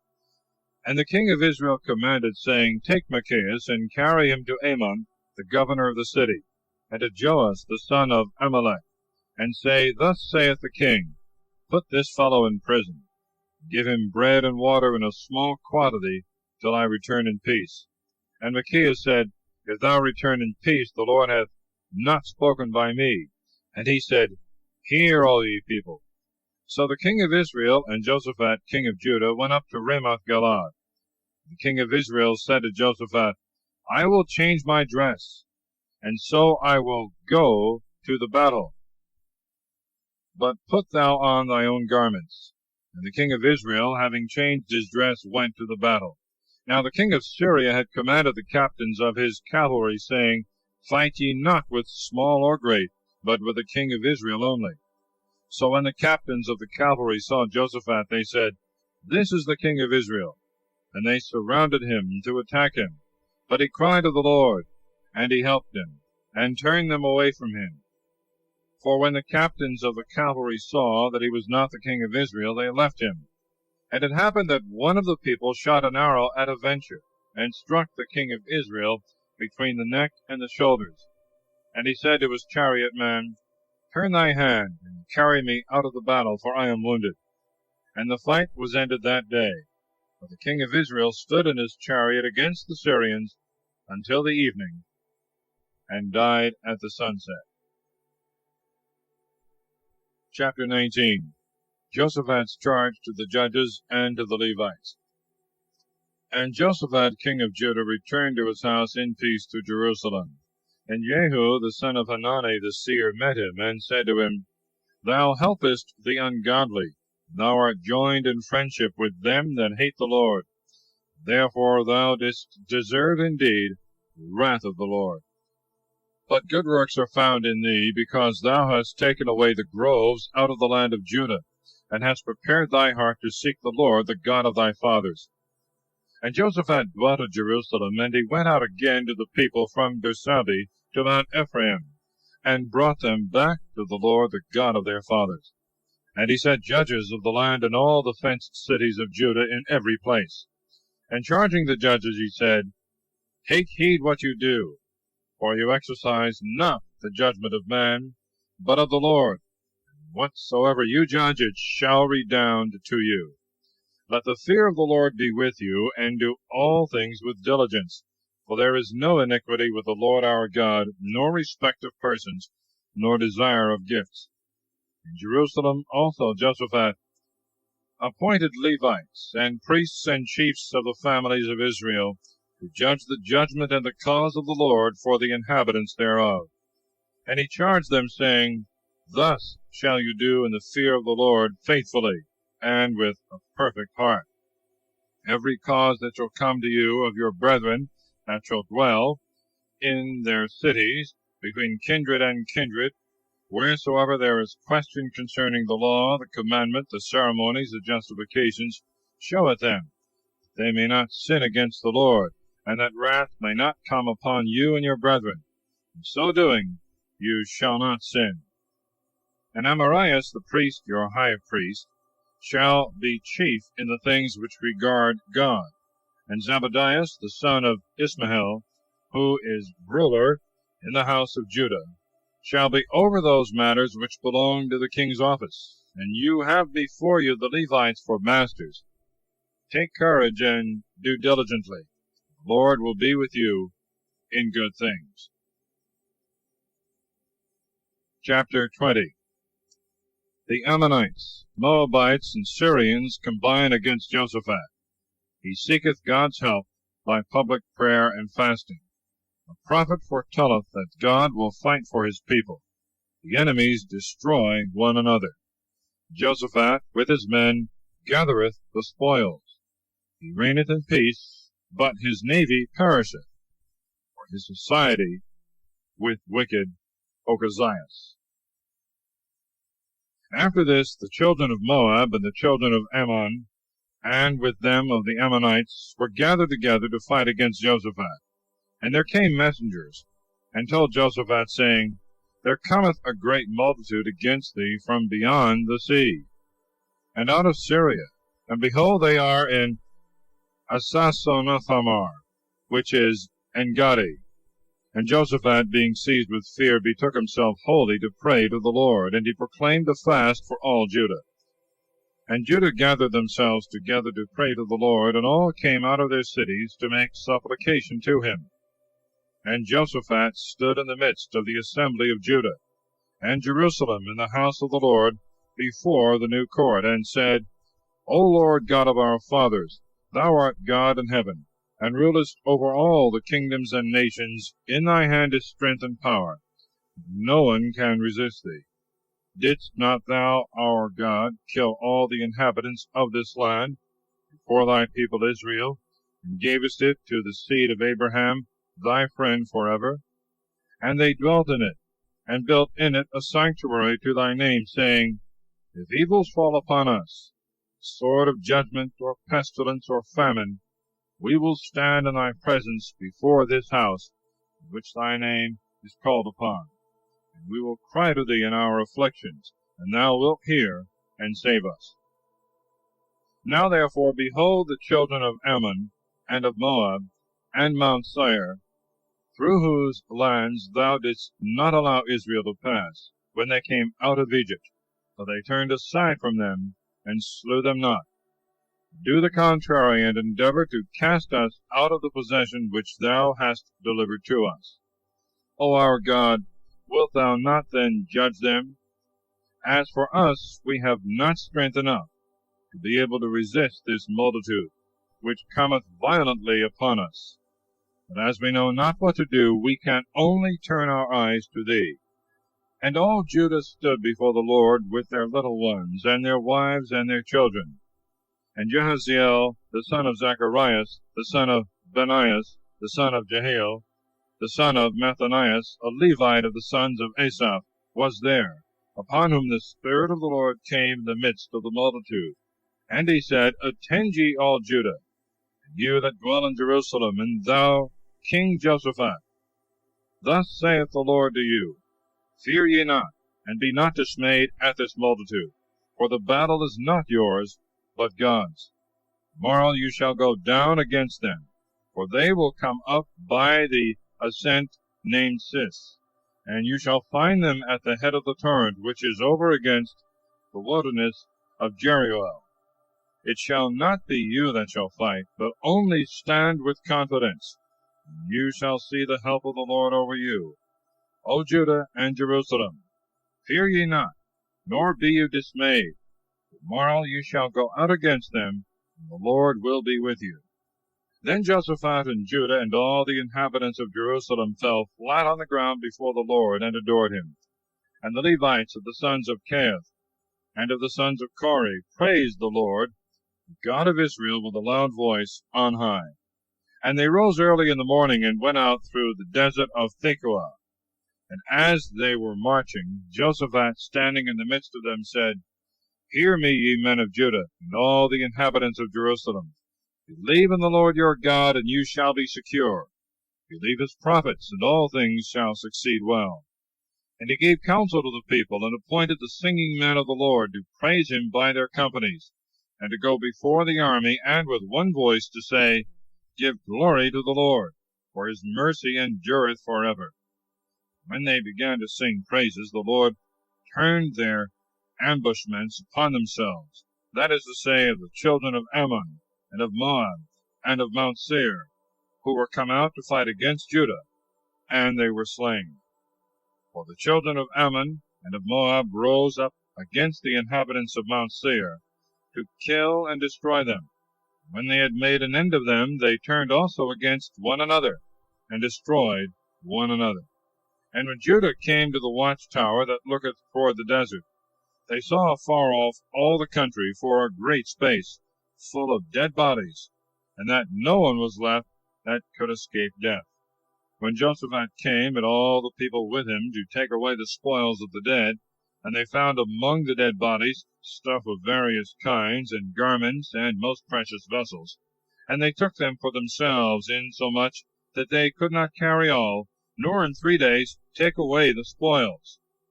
The booty was so great. And on the 4th day they were assembled in the valley of blessing, for there they blessed the Lord, and therefore they call that place Valley of Blessing until this day. And every man of Judah and the inhabitants of Jerusalem returned, and Jehoshaphat at their head, entered Jerusalem with great joy, because the Lord had made them rejoice over their enemies. And they came into Jerusalem with psalteries and harps and trumpets into the house of the Lord. And the fear of the Lord fell upon all the kingdoms of the lands, when they heard that the Lord had fought against the enemies of Israel. And the kingdom of Jehoshaphat was quiet, and God gave him peace round about. And Jehoshaphat reigned over Judah, and he was 35 years old when he began to reign. And he reigned 25 years in Jerusalem. The name of his mother was Azubah, the daughter of Silahi. And he walked in the way of his father Asa, and departed not from it, doing the things that were pleasing before the Lord. Yet he took not away the high places. The people had not yet turned their heart to the Lord, the God of their fathers. But the rest of the acts of Jehoshaphat, first and last, are written in the words of Jehu the son of Hanani, which he digested into the books of the kings of Israel. After these things Jehoshaphat king of Judah made friendship with Ochazias king of Israel, whose works were very wicked. And he was partner with him in making ships, to go to Tharsis, and they made the ships Anasian-Gaber. And Eleazar, the son of Dodoao of Maresa, prophesied to Jehoshaphat, saying, Because thou hast made a league with Ochazias, the Lord hath destroyed thy works, and the ships are broken, and they could not go to Tharsis. Chapter 21. Joram's wicked reign, his punishment and death. And Jehoshaphat slept with his fathers, and was buried with them in the city of David. And Joram his son reigned in his stead. And he had brethren, the sons of Jehoshaphat, Azarias, and Jahael, and Zacharias, and Azariah, and Michael, and Saphatias. All these were the sons of Jehoshaphat king of Judah. And their father gave them great gifts of silver and of gold, and pensions with strong cities in Judah. The kingdom he gave to Joram, because he was the eldest. So Joram rose up over the kingdom of his father, When he had established himself, he slew all his brethren with the sword, and some of the princes of Israel. Joram was 32 years old when he began to reign, and he reigned 8 years in Jerusalem. And he walked in the ways of the kings of Israel, as the house of Achab had done. For his wife was a daughter of Achab, and he did evil in the sight of the Lord. But the Lord would not destroy the house of David, because of the covenant which he had made with him, and because he had promised to give a lamp to him, and to his sons forever. In those days Edom revolted from being subject to Judah, and made themselves a king. And Joram went over with his princes, and all his cavalry with him, and rose in the night, and defeated the Edomites, who had surrounded him, and all the captains of his cavalry. However, Edom revolted from being under the dominion of Judah unto this day. At that time Libnah also revolted from being under his hand, for he had forsaken the Lord, the God of his fathers. Moreover, he built also high places in the cities of Judah, and he made the inhabitants of Jerusalem to commit fornication, and Judah to transgress. And there was a letter brought him from Elias the prophet, in which it was written, Thus saith the Lord, the God of David thy father, Because thou hast not walked in the ways of Jehoshaphat thy father, nor in the ways of Asa king of Judah, but hast walked in the ways of the kings of Israel, and hast made Judah and the inhabitants of Jerusalem to commit fornication, imitating the fornication of the house of Achab. Moreover also thou hast killed thy brethren, the house of thy father, better men than thyself. Behold, the Lord will strike thee with a great plague, with all thy people, and thy children, and thy wives, and all thy substance. Thou shalt be sick of a very grievous disease of thy bowels, till thy vital parts come out by little and little every day. And the Lord stirred up against Joram the spirit of the Philistines, and of the Arabians, who border on the Ethiopians. And they came up into the land of Judah, and wasted it.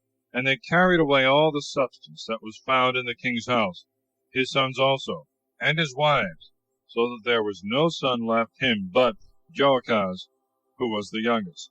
And besides all this, the Lord struck him with an incurable disease in his bowels. And as day came after day, and time rolled on, 2 whole years passed. Then, after being wasted with a long consumption, so as to void his very bowels, his disease ended with his life, and he died of a most wretched illness. And the people did not make a funeral for him according to the manner of burning, as they had done for his ancestors. He was 32 years old when he began his reign, and he reigned 8 years in Jerusalem. And he walked not rightly, and they buried him in the city of David, but not in the sepulchres of the kings. Chapter 22. The reign and death of Ochazias, the tyranny of Athaliah. And the inhabitants of Jerusalem made Ochazias his youngest son king in his place. For the rovers of the Arabians, who had broke in upon the camp, had killed all that were his elder brothers. So Ochazias the son of Joram, king of Judah, reigned.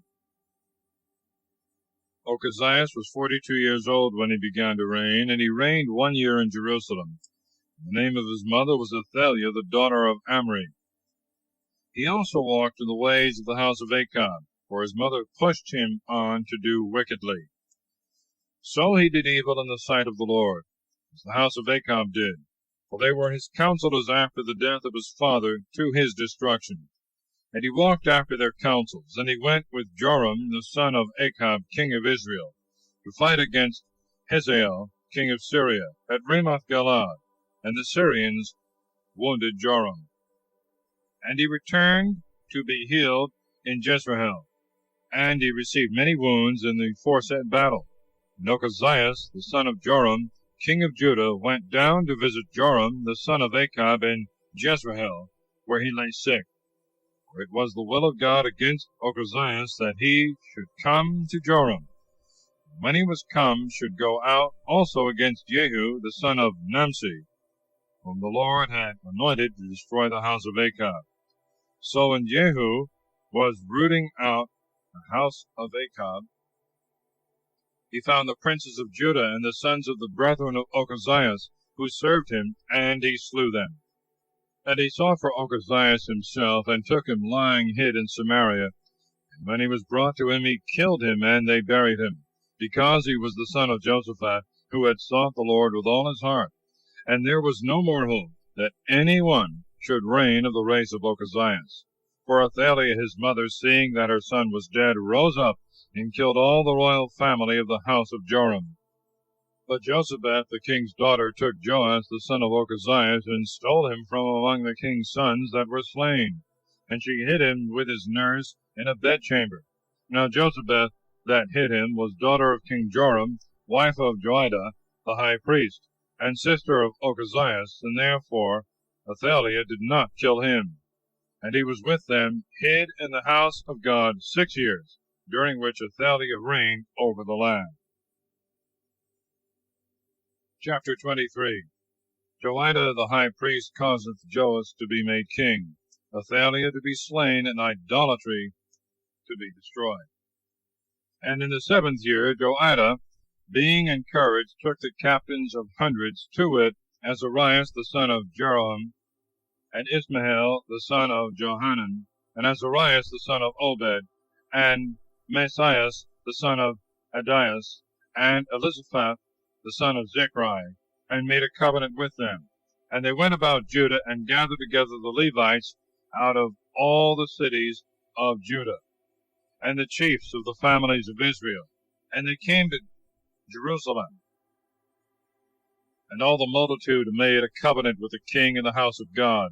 And Joiada said to them, Behold, the king's son shall reign, as the Lord hath said of the sons of David. This is the thing that you shall do.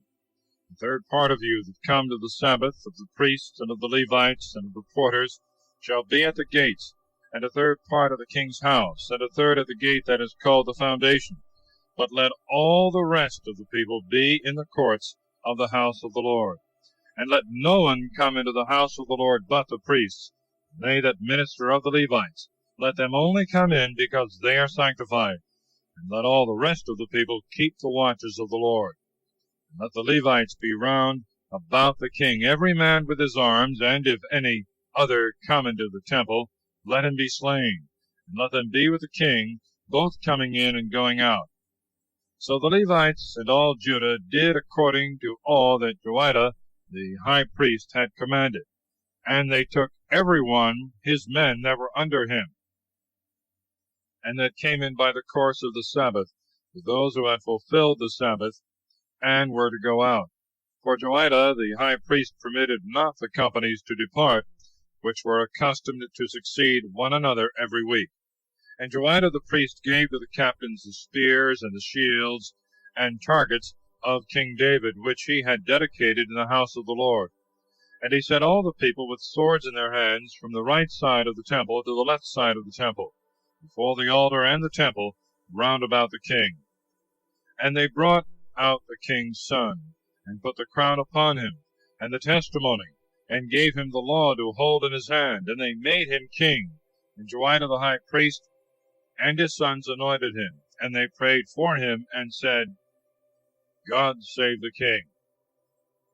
Now when Athaliah heard the noise of the people running and praising the king, she came into the people, into the temple of the Lord. And when she saw the king standing upon the step in the entrance, and the princes and the companies about him, and all the people of the land rejoicing, and sounding with trumpets, and playing on instruments of divers kinds, the voice of those that praised, she rent her garments and said, Treason! Treason! And Joiada the high priest, going out to the captains and the chiefs of the army, said to them, Take her forth without the precinct of the temple. When she is without, let her be killed with the sword. For the priest commanded that she should not be killed in the house of the Lord. And they laid hold on her by the neck. When she was come within the horse gate of the palace, they killed her there. And Joiada made a covenant between himself and all the people and the king, that they should be the people of the Lord. And all the people went into the house of Baal and destroyed it, and they broke down his altars and his idols, and they slew Mathan the priest of Baal before the altars. And Joiada appointed overseers in the house of the Lord, under the hands of the priests and the Levites, whom David had distributed in the house of the Lord.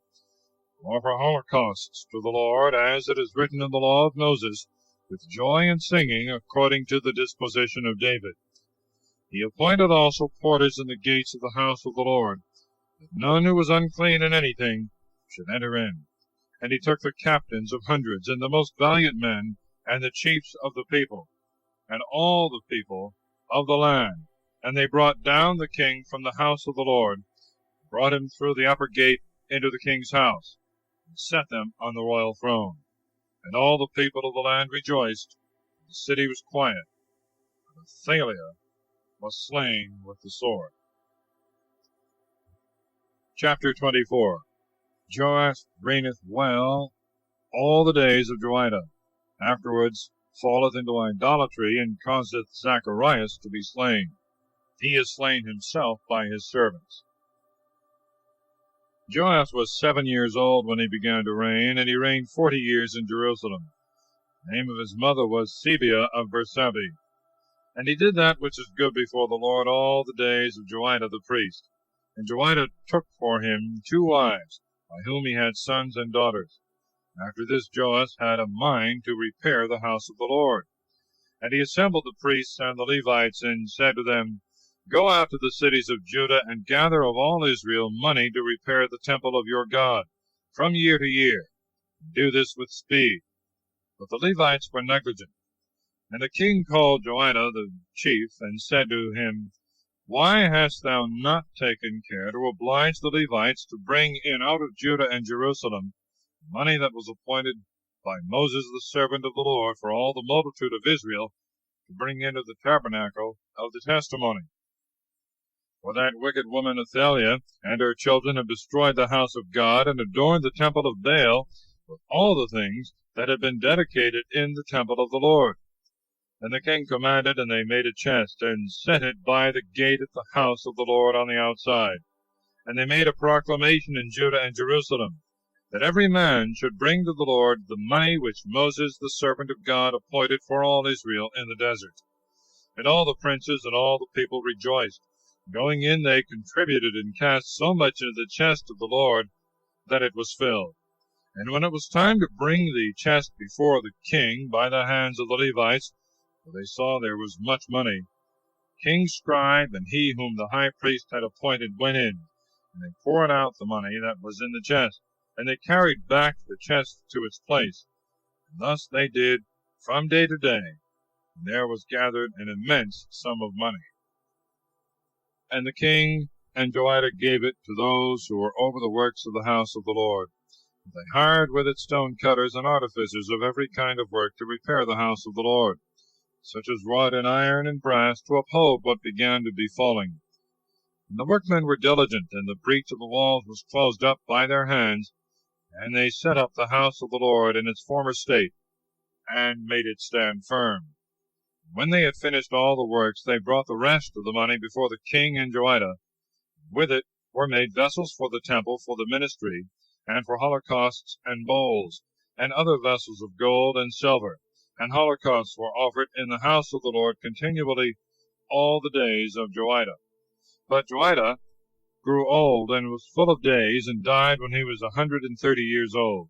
And they buried him in the city of David among the kings, because he had done good to Israel and to his house. And after the death of Joiada, princes of Judah went in and worshipped the king, and he was soothed by their services, and hearkened to them. And they forsook the temple of the Lord, the God of their fathers, and served groves and idols. Wrath came upon Judah and Jerusalem for this sin. And he sent prophets to them, to bring them back to the Lord, and they would not give ear when they testified against them. The Spirit of God then came upon Zacharias, the son of Joiada the priest, and he stood in the sight of the people, and said to them, Thus saith the Lord God, Why transgress you the commandment of the Lord, which will not be for your good, and have forsaken the Lord, to make him forsake you?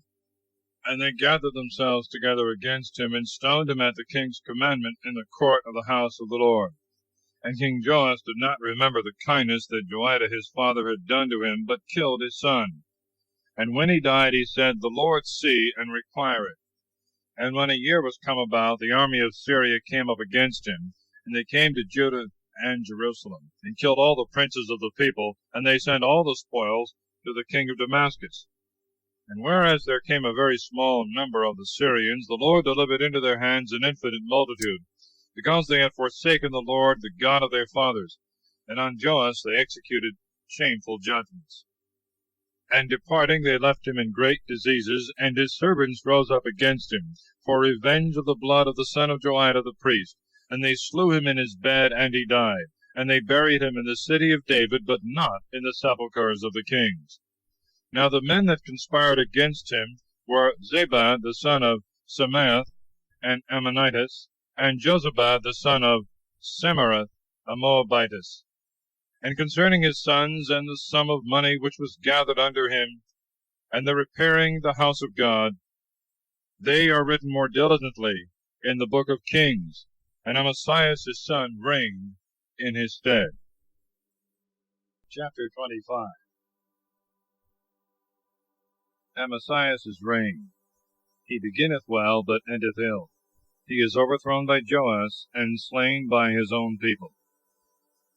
Amasias was 25 years old when he began to reign, and he reigned 29 years in Jerusalem. The name of his mother was Joadan of Jerusalem. And he did what was good in the sight of the Lord, but yet not with a perfect heart. And when he saw himself strengthened in his kingdom, he put to death the servants that had slain the king his father.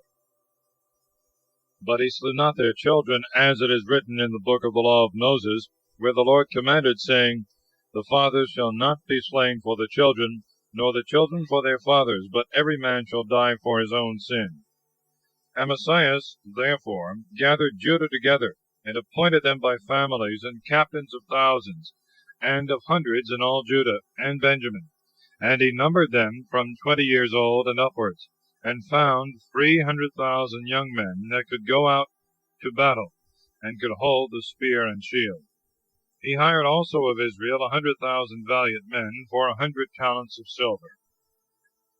But a man of God came to him and said, O king, let not the army of Israel go out with thee, for the Lord is not with Israel, and all the children of Ephraim. And if thou think that battles consist in the strength of the army, God will make thee to be overcome by the enemies. For it belongeth to God both to help and to put to flight. And Amasias said to the man of God, What will then become of the 100 talents which I have given to the soldiers of Israel? The man of God answered him, Lord is rich enough to be able to give thee much more than this. Then Amasias separated the army that came to him out of Ephraim to go home again. But they, being much enraged against Judah, returned to their own country. And Amasias, taking courage, led forth his people, and went to the vale of salt pits, and slew of the children of Seir 10,000. And other 10,000 men the sons of Judah took, and brought to the steep of a certain rock, and cast them down headlong from the top, and they all were broken to pieces. But that army which Amasias had sent back, they should not go with him to battle, spread themselves among the cities of Judah, from Samaria to Beth-horon, and having killed 3,000, took away much spoil.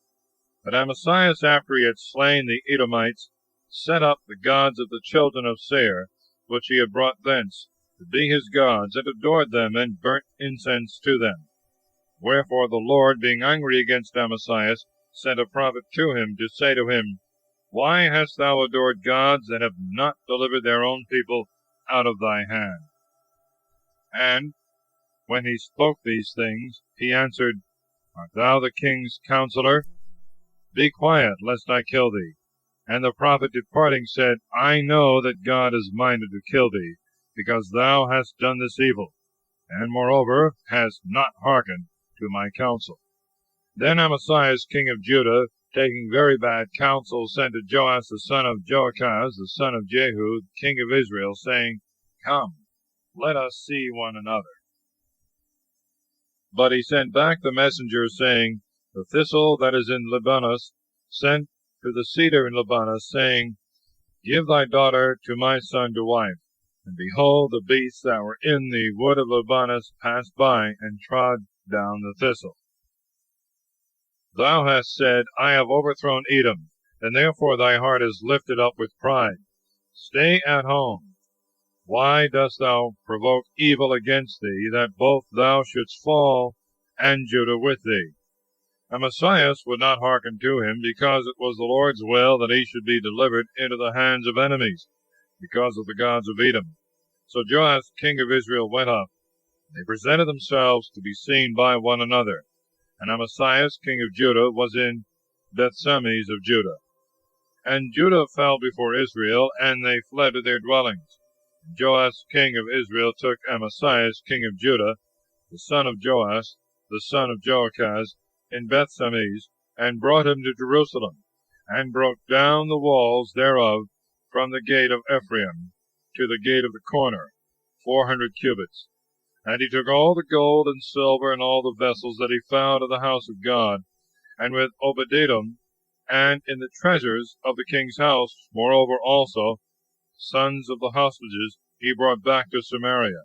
And Amasias, the son of Joash, king of Judah, lived, after the death of Joash, the son of Joachaz, king of Israel, 15 years.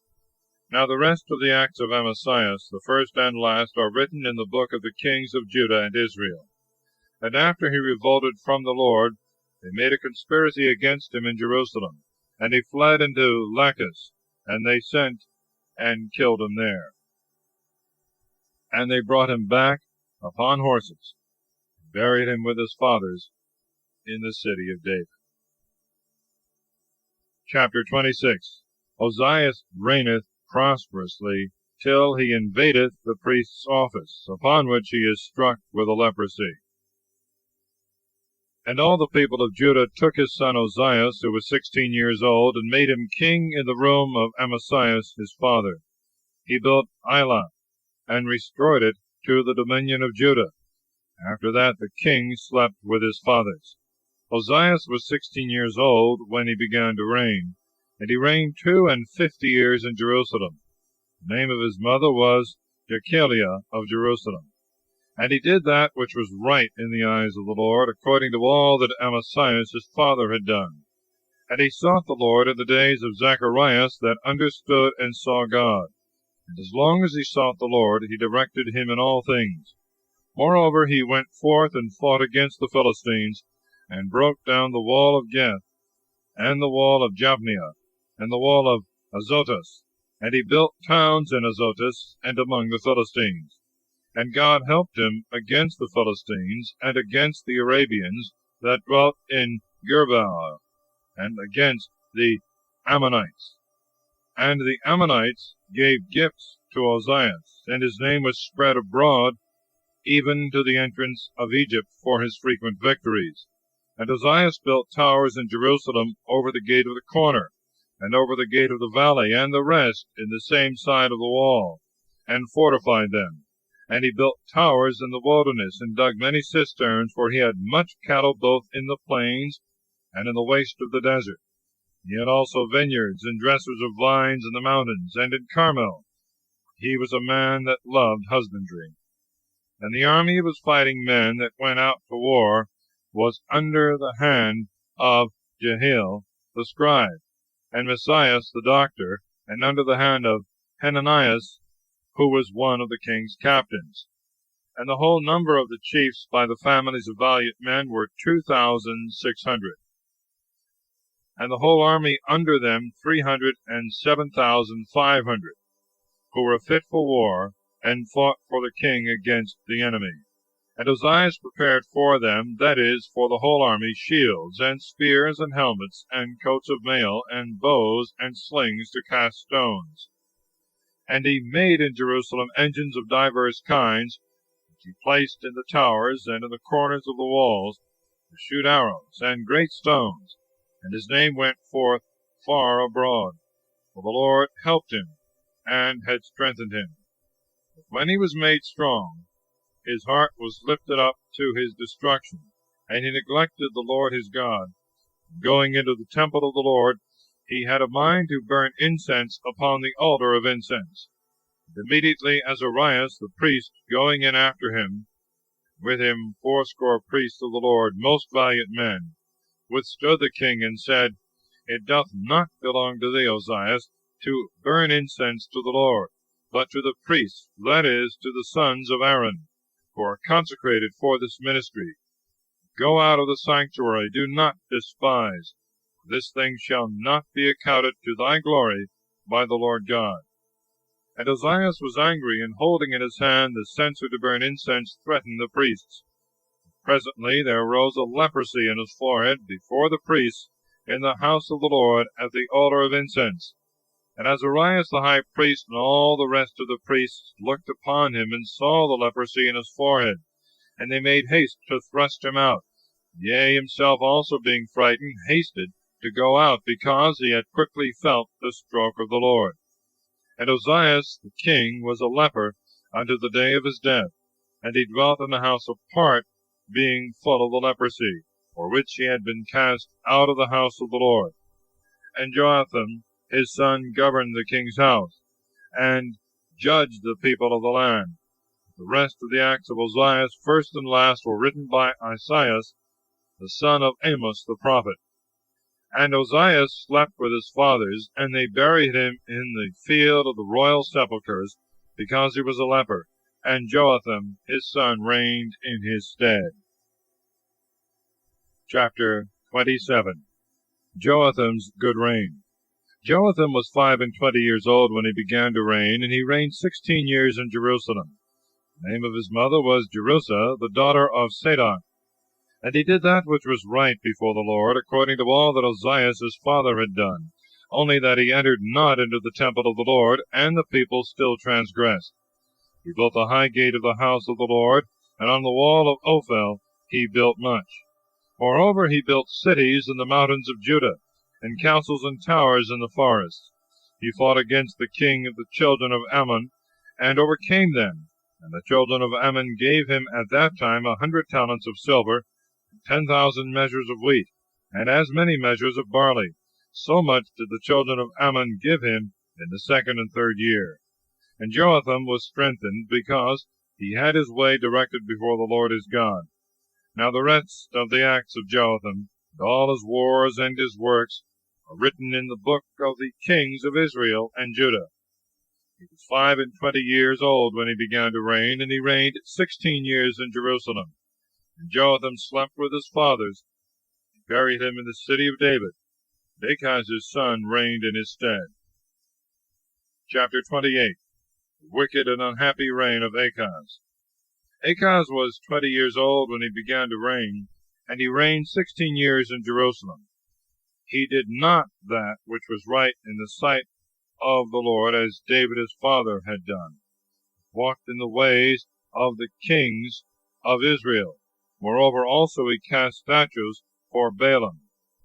It was he that burnt incense in the valley of Ben-Hinnom, and consecrated his sons in the fire according to the manner of the nations, which the Lord slew at the coming of the children of Israel. He sacrificed also and burnt incense in the high places, and on the hills, and under every green tree. And the Lord his God delivered him into the hands of the king of Syria, who defeated him, and took a great booty out of his kingdom, and carried it to Damascus. He was also delivered into the hands of the king of Israel, who overthrew him with a great slaughter. For Pekah, the son of Remaliah, slew of Judah 120,000 in one day, all valiant men, because they had forsaken the Lord, the God of their fathers. At the same time Zechri, a powerful man of Ephraim, slew Masias, the king's son, and Esracham, the governor of his house, and Elkanah, who was next to the king. And the children of Israel carried away of their brethren 200,000 women, boys, and girls, and an immense booty, and they brought it to Samaria. At that time there was a prophet of the Lord there, whose name was Oded. And he went out to meet the army that came to Samaria, and said to them, Behold, the Lord, the God of your fathers, being angry with Judah, hath delivered them into your hands, and you have butchered them cruelly, so that your cruelty hath reached up to heaven. Moreover, you have a mind to keep under the children of Judah and Jerusalem for your bondmen and bondwomen, which ought not to be done. You have sinned in this against the Lord your God. But hear ye my counsel, and release the captives that you have brought of your brethren, because a great indignation of the Lord hangeth over you. Then some of the chief men of the sons of Ephraim, Azarias the son of Johanan, Barachias the son of Mosalamoth, Ezekias the son of Selem, and Amasa the son of Adali, stood up against them that came from the war. And they said to them, You shall not bring in the captives hither, lest we sin against the Lord. Why will you add to our sins, and heap up upon our former offenses? For the sin is great, and the fierce anger of the Lord hangeth over Israel. So the soldiers left the spoils and all that they had taken before the princes and all the multitude. And the men whom we mentioned above rose up and took the captives, and with the spoils clothed all them that were naked. When they had clothed and shod them, and refreshed them with meat and drink, and anointed them because of their labor, and had taken care of them, they set such of them as could not walk, and were feeble, upon beasts, and brought them to Jericho, the city of palm trees, to their brethren, and they returned to Samaria. At that time King Achaz sent to the king of the Assyrians, asking help. And the Edomites came and slew many of Judah, and took a great booty. The Philistines also spread themselves among the cities of the plains, and of the south of Judah. And they took Bethshemesh, and Ilon, and Gederoth, and Soko, and Thamnon, and Gamzo, with their villages, and they dwelt in them. For the Lord had humbled Judah because of Achaz the king of Judah, for he had stripped it of help, and had contemned the Lord.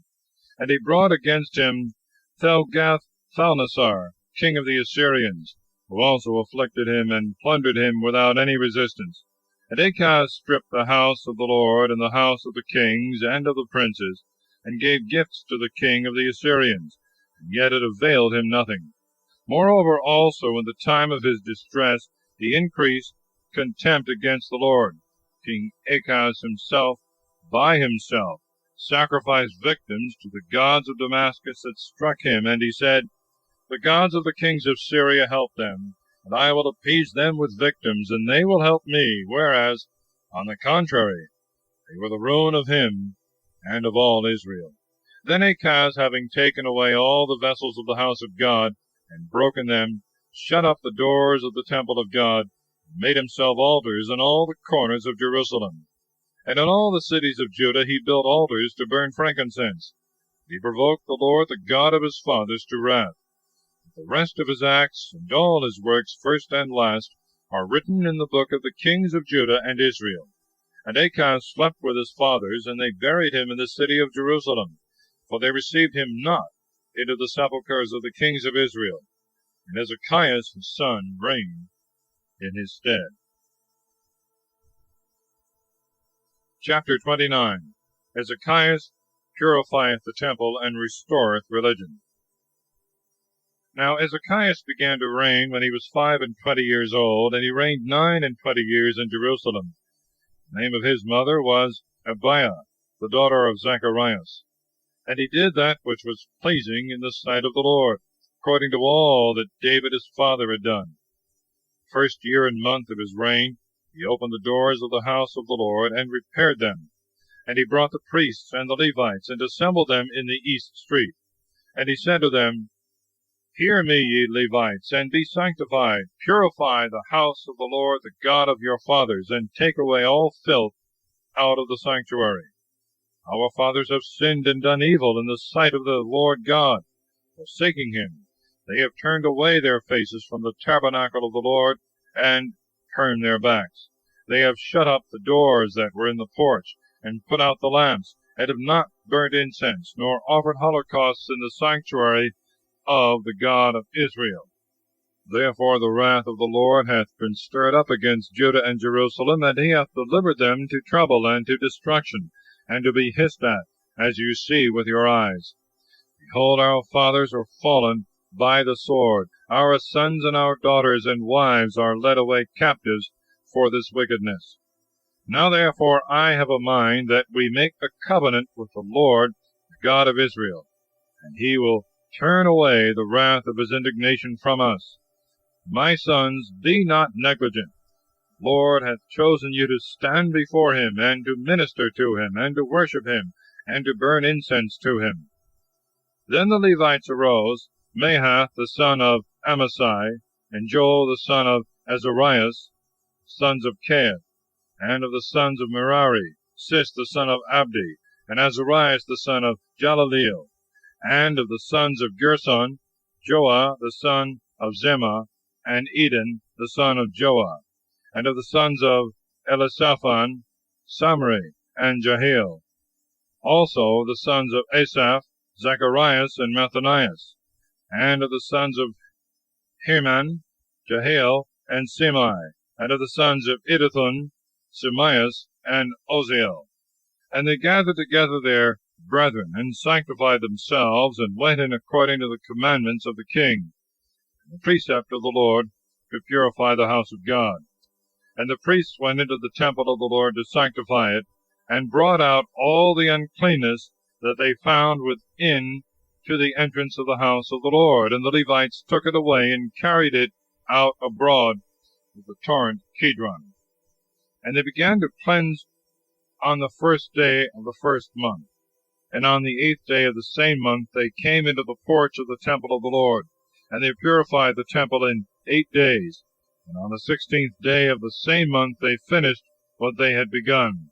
And they went into King Ezekias, and said to him, We have sanctified all the house of the Lord, and the altar of holocaust, and the vessels thereof, and the table of proposition with all its vessels, and all the furniture of the temple, which King Achaz in his reign had defiled, after his transgression.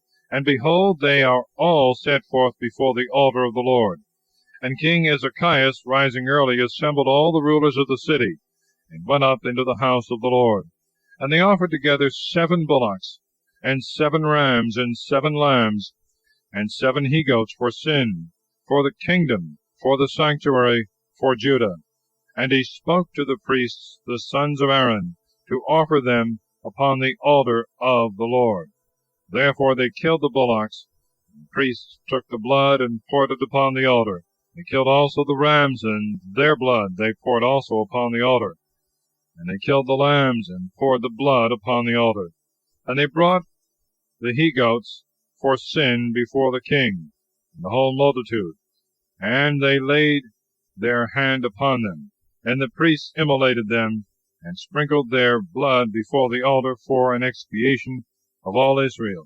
For the king had commanded that the holocaust and the sin offering should be made for all Israel.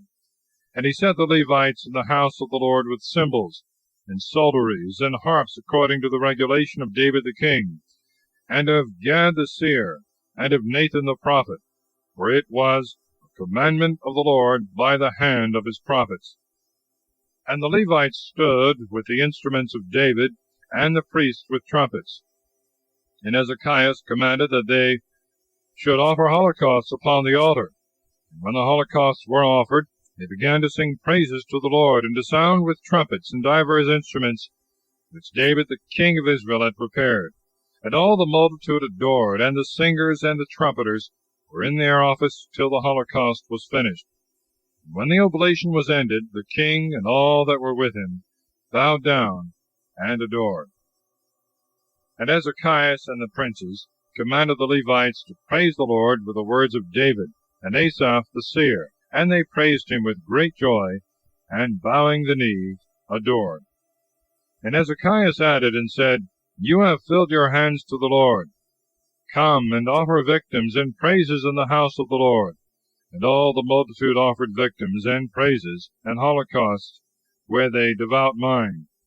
The number of the holocausts which the multitude offered was 70 bullocks, 100 rams, and 200 lambs. And they consecrated to the Lord 600 oxen and 3,000 sheep. But the priests were few, and were not enough to flay the holocausts. Wherefore the Levites, their brethren, helped them till the work was ended, and priests were sanctified. For the Levites are sanctified with an easier rite than the priests. So there were many holocausts the fat of peace offerings, and the libations of holocausts, and the service of the house of the Lord was completed. And Hezekiah and all the people rejoiced, because the ministry of the Lord was accomplished. The resolution of doing this thing was taken suddenly. Chapter 30. Hezekiah inviteth all Israel to celebrate the Pasch. Solemnity is kept 14 days.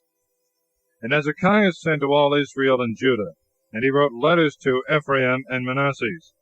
They should come to the house of the Lord in Jerusalem, and keep the feast to the Lord, the God of Israel. For the king, taking counsel, and the princes, and all the assembly of Jerusalem, decreed to keep the feast the 2nd month. For they could not keep it in its time, because there were not priests enough sanctified, and the people was not as yet gathered together to Jerusalem. And the thing pleased the king and all the people, and they decreed to send messengers to all Israel from Bersabee, even to Dan. They should come and keep the feast to the Lord the God of Israel in Jerusalem. For many had not kept it as it is prescribed by the law. And the post went with letters by commandment of the king and his princes to all Israel and Judah, proclaiming according to the king's orders, Ye children of Israel, turn again to the Lord the God of Abraham, and of Isaac, and of Israel, and he will return to the remnant of you that have escaped the hand of the king of the Assyrians. Be not like your fathers and brethren, who departed from the Lord the God of their fathers, and he hath given them up to destruction, as you see. Harden not your necks as your fathers did. Yield yourselves to the Lord, and come to a sanctuary, which he hath sanctified forever. Serve the Lord, the God of your fathers. The wrath of his indignation shall be turned away from you. For if you turn again to the Lord, your brethren and children shall find mercy before their masters, and have led them away captive, and they shall return into this land. The Lord your God is merciful, and will not turn away his face from you, if you return to him. So the posts went speedily from city to city, through the land of Ephraim, and of Manasseh, even to Zebulun, whilst they laughed at them and mocked them. Nevertheless some men of Aser, and of Manasseh, and of Zebulun, yielding to the council, came to Jerusalem. For the hand of God was in Judah, to give them one heart to do the word of the Lord, according to the commandment of the king and of the princes. Much people were assembled to Jerusalem to celebrate the solemnity of the unleavened bread in the 2nd month. And they arose and destroyed the altars that were in Jerusalem, and took away all things in which incense was burnt to idols, and cast them into the torrent Kidron. And they immolated the feast on the 14th day of the 2nd month.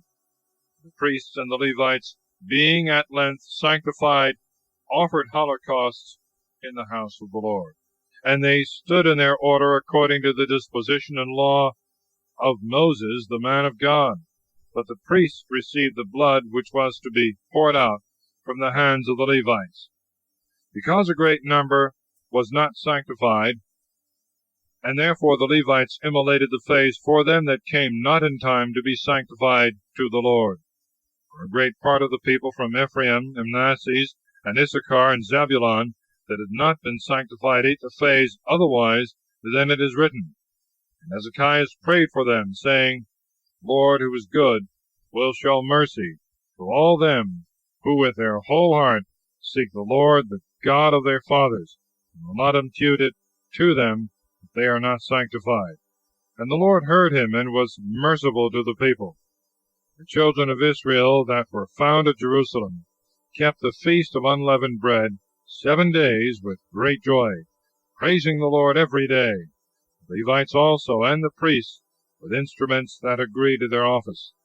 And Hezekiah spoke to the heart of all the Levites, that had good understanding concerning the Lord. And they ate during the 7 days of the solemnity, immolating victims of peace offerings, praising the Lord, the God of their fathers. And it pleased the whole multitude to keep other 7 days, which they did with great joy. For Hezekiah, the king of Judah, had given to the multitude 1,000 bullocks, and 7,000 sheep. And the princes had given the people 1,000 bullocks, and 10,000 sheep, and a great number of priests was sanctified. And all the multitude of Judah, with the priests and Levites, and all the assembly that came out of Israel, and the proselytes of the land of Israel, and that dwelt in Judah, were full of joy. And there was a great solemnity in Jerusalem, such as had not been in that city since the time of Solomon, the son of David, king of Israel. The priests and the Levites rose up and blessed the people, and their voice was heard, and their prayer came to the holy dwelling place of heaven. Chapter 31. Idolatry is abolished, and provisions made for the ministers. And when these things had been duly celebrated, all Israel that were found in the cities of Judah went out, and they broke the idols, and cut down the groves, demolished the high places, and destroyed the altars, not only out of all Judah and Benjamin, but out of Ephraim also and Manasseh, till they had utterly destroyed them. Then all the children of Israel returned to their possessions and cities. And Hezekiah appointed companies of the priests and the Levites by their courses, every man in his own office, to wit, both of the priests and of the Levites, for holocausts, and for peace offerings, to minister and to praise, and to sing in the gates of the camp of the Lord.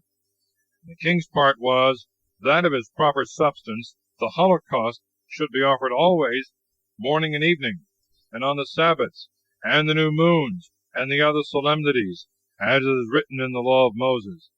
He commanded also the people that dwelt in Jerusalem to give to the priests and the Levites their portion, that they might attend to the law of the Lord, which when it was noised abroad in the ears of the people, the children of Israel offered in abundance the first fruits of corn, wine, and oil, and honey, and brought the tithe of all things which the ground bringeth forth.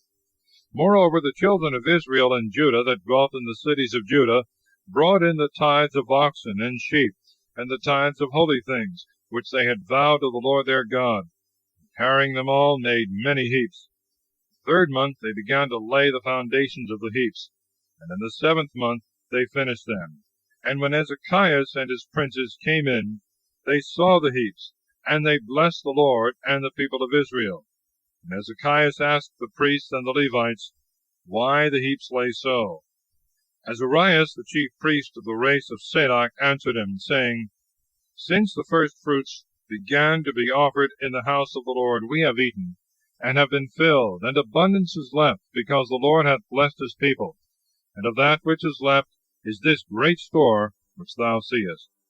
Then Hezekiah commanded to prepare storehouses in the house of the Lord.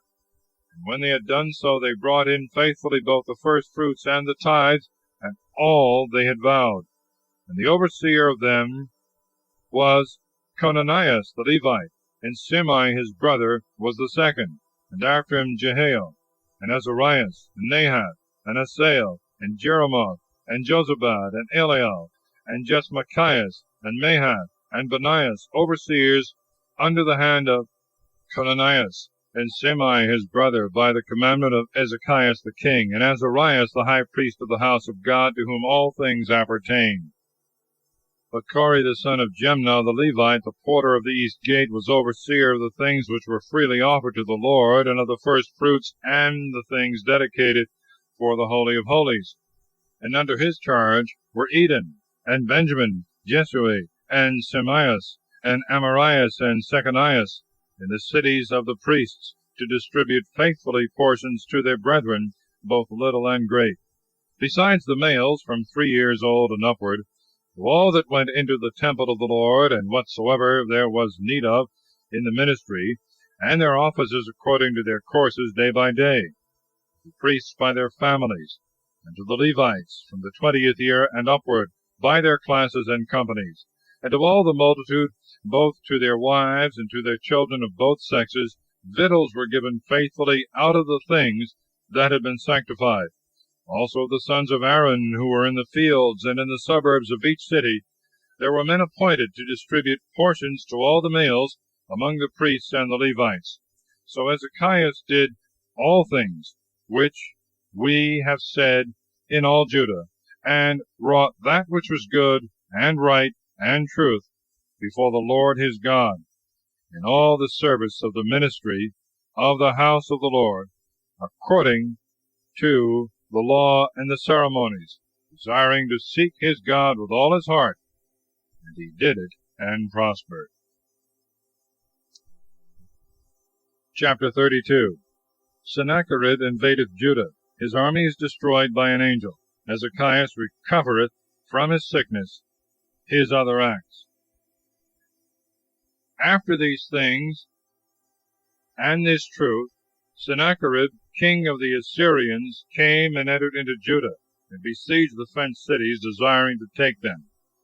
And when Hezekiah saw that Sennacherib was come, and that the whole force of the war was turning against Jerusalem, he took counsel with the princes and the most valiant men to stop up the heads of the springs that were without the city. And as they were all of this mind, he gathered together a very great multitude, and they stopped up all the springs, and the brook ran through the midst of the land, saying, Lest the kings of the Assyrians should come and find abundance of water. He built up also with great diligence all the wall that had been broken down, and built towers upon it, and another wall without. And he repaired Millo in the city of David, and made all sorts of arms and shields. He appointed captains of the soldiers of the army. And he called them all together in the street of the gate of the city, and spoke to their hearts, saying, Behave like men, and take courage. Be not afraid nor dismayed for the king of the Assyrians, nor for all the multitude that is with him. For there are many more with us than with him. For with him is an arm of flesh. With us the Lord our God, who is our helper, and fighteth for us. The people were encouraged with these words of Hezekiah, king of Judah.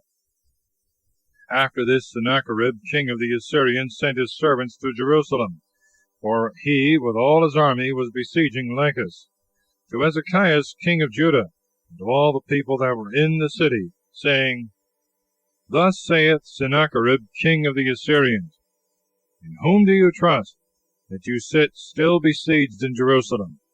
Doth not Hezekiah deceive you, to give you up to die by hunger and thirst, affirming that the Lord your God shall deliver you from the hand of the king of the Assyrians? Is it not this same Hezekiah that hath destroyed his high places and his altars, and commanded Judah and Jerusalem, saying, You shall worship before one altar, and upon it you shall burn incense? Know you not what I and my fathers have done to all the people of the lands? Have the gods of any nations and lands been able to deliver their country out of my hand? Who is there among all the gods of the nations, which my fathers have destroyed, that could deliver his people out of my hand? And your God should be able to deliver you out of this hand. Therefore let not Hezekiah deceive you, nor delude you with a vain persuasion, and do not believe him. For if no God of all the nations and kingdoms could deliver his people out of my hand, and out of the hand of my fathers, consequently neither shall your God be able to deliver you out of my hand. Many other things did his servants speak against the Lord God, and against Hezekiah his servant. He wrote also letters full of blasphemy against the Lord, the God of Israel, and he spoke against him. As the gods of other nations could not deliver their people out of my hand, so neither can the God of Hezekiah deliver his people out of this hand. Moreover, he cried out with a loud voice in the Jews' tongue to the people that sat on the walls of Jerusalem, that he might frighten them and take the city. And he spoke against the God of Jerusalem as against the gods of the people of the earth, works of the hands of men. And Hezekiah the king and Isaiah the prophet, the son of Amos, prayed against this blasphemy, and cried out to heaven. And the Lord sent an angel, who cut off all the stout men and the warriors, the captains of the army, the king of the Assyrians, and he returned with disgrace into his own country.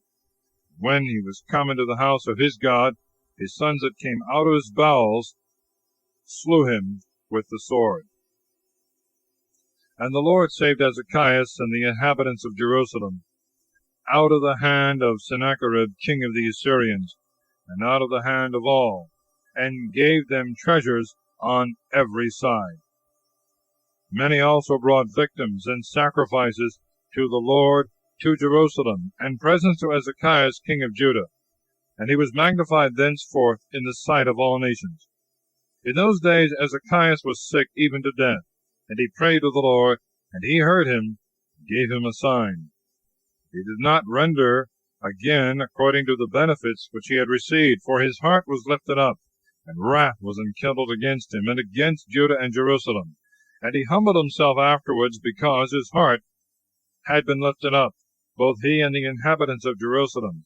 Therefore the wrath of the Lord came not upon them in the days of Ezekias. And Ezekias was rich and very glorious, and he gathered himself great treasures of silver and of gold, and of precious stones, of spices, and of arms of all kinds, and of vessels of great price, storehouses also of corn, of wine, and of oil, and stalls for all beasts, and folds for cattle. And he built himself cities, for he had flocks of sheep and herds without number. The Lord had given him very much substance. This same Ezekias was he that stopped the upper source of the waters of Gihon, and turned them away underneath toward the west of the city of David. In all his works he did prosperously what he would. But yet in the embassy of the princes of Babylon that were sent to him to inquire of the wonder that had happened upon the earth, God left him that he might be tempted, and all things might be made known that were in his heart. Now the rest of the acts of Ezekias and of his mercies are written in the book of the kings of Judah and Israel. And Ezekias slept with his fathers, and they buried him above the sepulchres of the sons of David, and all Judah and all the inhabitants of Jerusalem celebrated his funeral. Manasseh his son reigned in his stead. Chapter 33. Manasseh for his manifold wickedness is led captive to Babylon. He repenteth and is restored to his kingdom, and destroyeth idolatry. His successor Amon is slain by his servants. Manasseh was 12 years old when he began to reign, and he reigned 55 years in Jerusalem. And he did evil before the Lord, according to all the abominations of the nations, which the Lord cast out before the children of Israel. He turned and built again the high places which Ezekias his father had destroyed. And he built altars to Baalim, and made groves, and he adored all the host of heaven, and worshipped them. He built also altars in the house of the Lord, whereof the Lord had said, In Jerusalem shall my name be forever. And he built them for all the host of heaven, in the two courts of the house of the Lord. He made his sons to pass through the fire in the valley of Ben-Hinnom. He observed dreams, followed divinations, gave himself up to magic arts, had with him magicians and enchanters, and he wrought many evils before the Lord to provoke him to anger. He set also a graven and a molten statue in the house of God, of which God had said to David and to Solomon his son, In this house and in Jerusalem, which I have chosen out of all the tribes of Israel, will I put my name forever. And I will not make the foot of Israel to be removed out of the land which I have delivered to their fathers.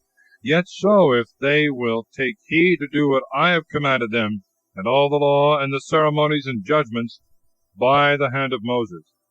So Manasseh seduced Judah and the inhabitants of Jerusalem to do evil beyond all the nations, which the Lord had destroyed before the face of the children of Israel. And the Lord spoke to him and to his people, and they would not hearken. Therefore he brought upon them the captains of the army of the king of the Assyrians, and they took Manasseh and carried him bound with chains and fetters to Babylon. And after that he was in distress. He prayed to the Lord his God, and did penance exceedingly before the God of his fathers. And he entreated him and besought him earnestly. And he heard his prayer, and brought him again to Jerusalem into his kingdom. And Manasseh knew that the Lord was God. After this he built a wall without the city of David on the west side of Gihon in the valley, from the entering in of the fish gate round about to Ophel, and raised it up to a great height. And he appointed captains of the army in all the fenced cities of Judah. And he took away the strange gods, and the idol out of the house of the Lord, and altars also which he had made in the mount of the house of the Lord, and in Jerusalem. And he cast them all out of the city. And he repaired the altar of the Lord, and sacrificed upon it victims, and peace offerings, and praise. And he commanded Judah to serve the Lord, the God of Israel. Nevertheless, people still sacrificed in the high places to the Lord their God. But the rest of the acts of Manasseh, and his prayer to his God, and the words of the seers that spoke to him in the name of the Lord, the God of Israel, are contained in the words of the kings of Israel. His prayer also, and his being heard, and all his sins and contempt, and places wherein he built high places, and set up groves and statues before he did penance, are written in the words of Hosea. And Manasseh slept with his fathers, and they buried him in his house, and his son Amon reigned in his stead. Amon was 22 years old when he began to reign, and he reigned 2 years in Jerusalem. And he did evil in the sight of the Lord, as Manasseh his father had done.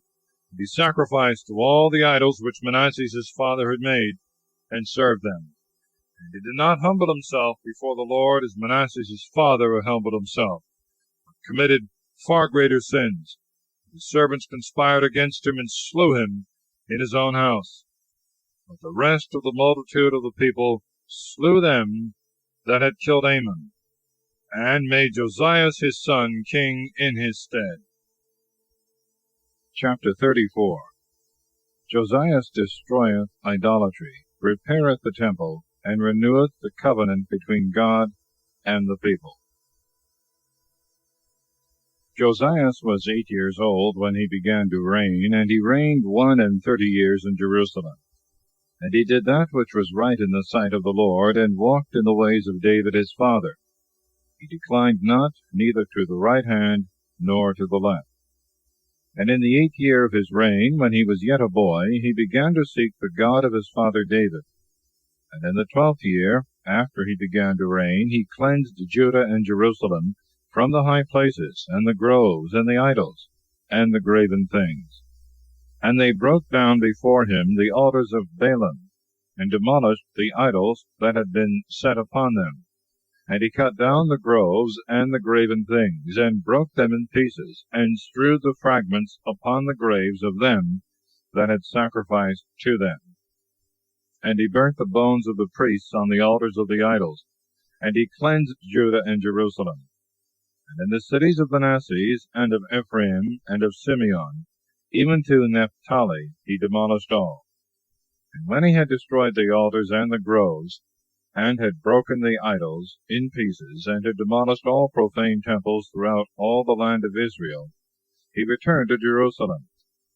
Now in the 18th year of his reign, when he had cleansed the land and the temple of the Lord, he sent Shaphan, the son of Esalias, and Messias, the governor of the city, Joah, the son of Joachaz, the recorder, to repair the house of the Lord his God.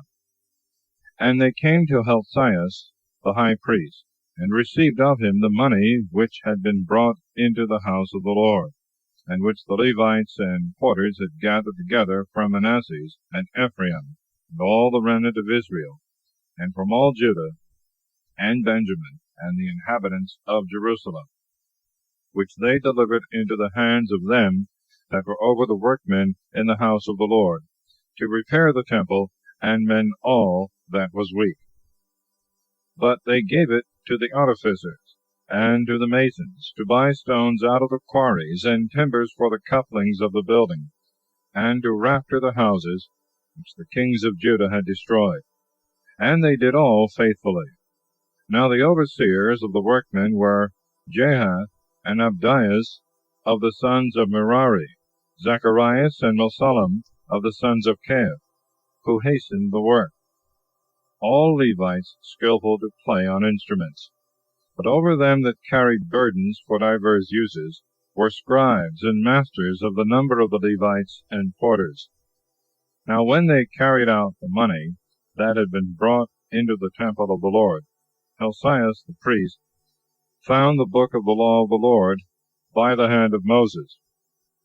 And he said to Shaphan the scribe, I have found the book of the law in the house of the Lord. And he delivered it to him. But he carried the book to the king, and told him, saying, Lo, all that thou hast committed to thy servants is accomplished. They have gathered together the silver that was found in the house of the Lord.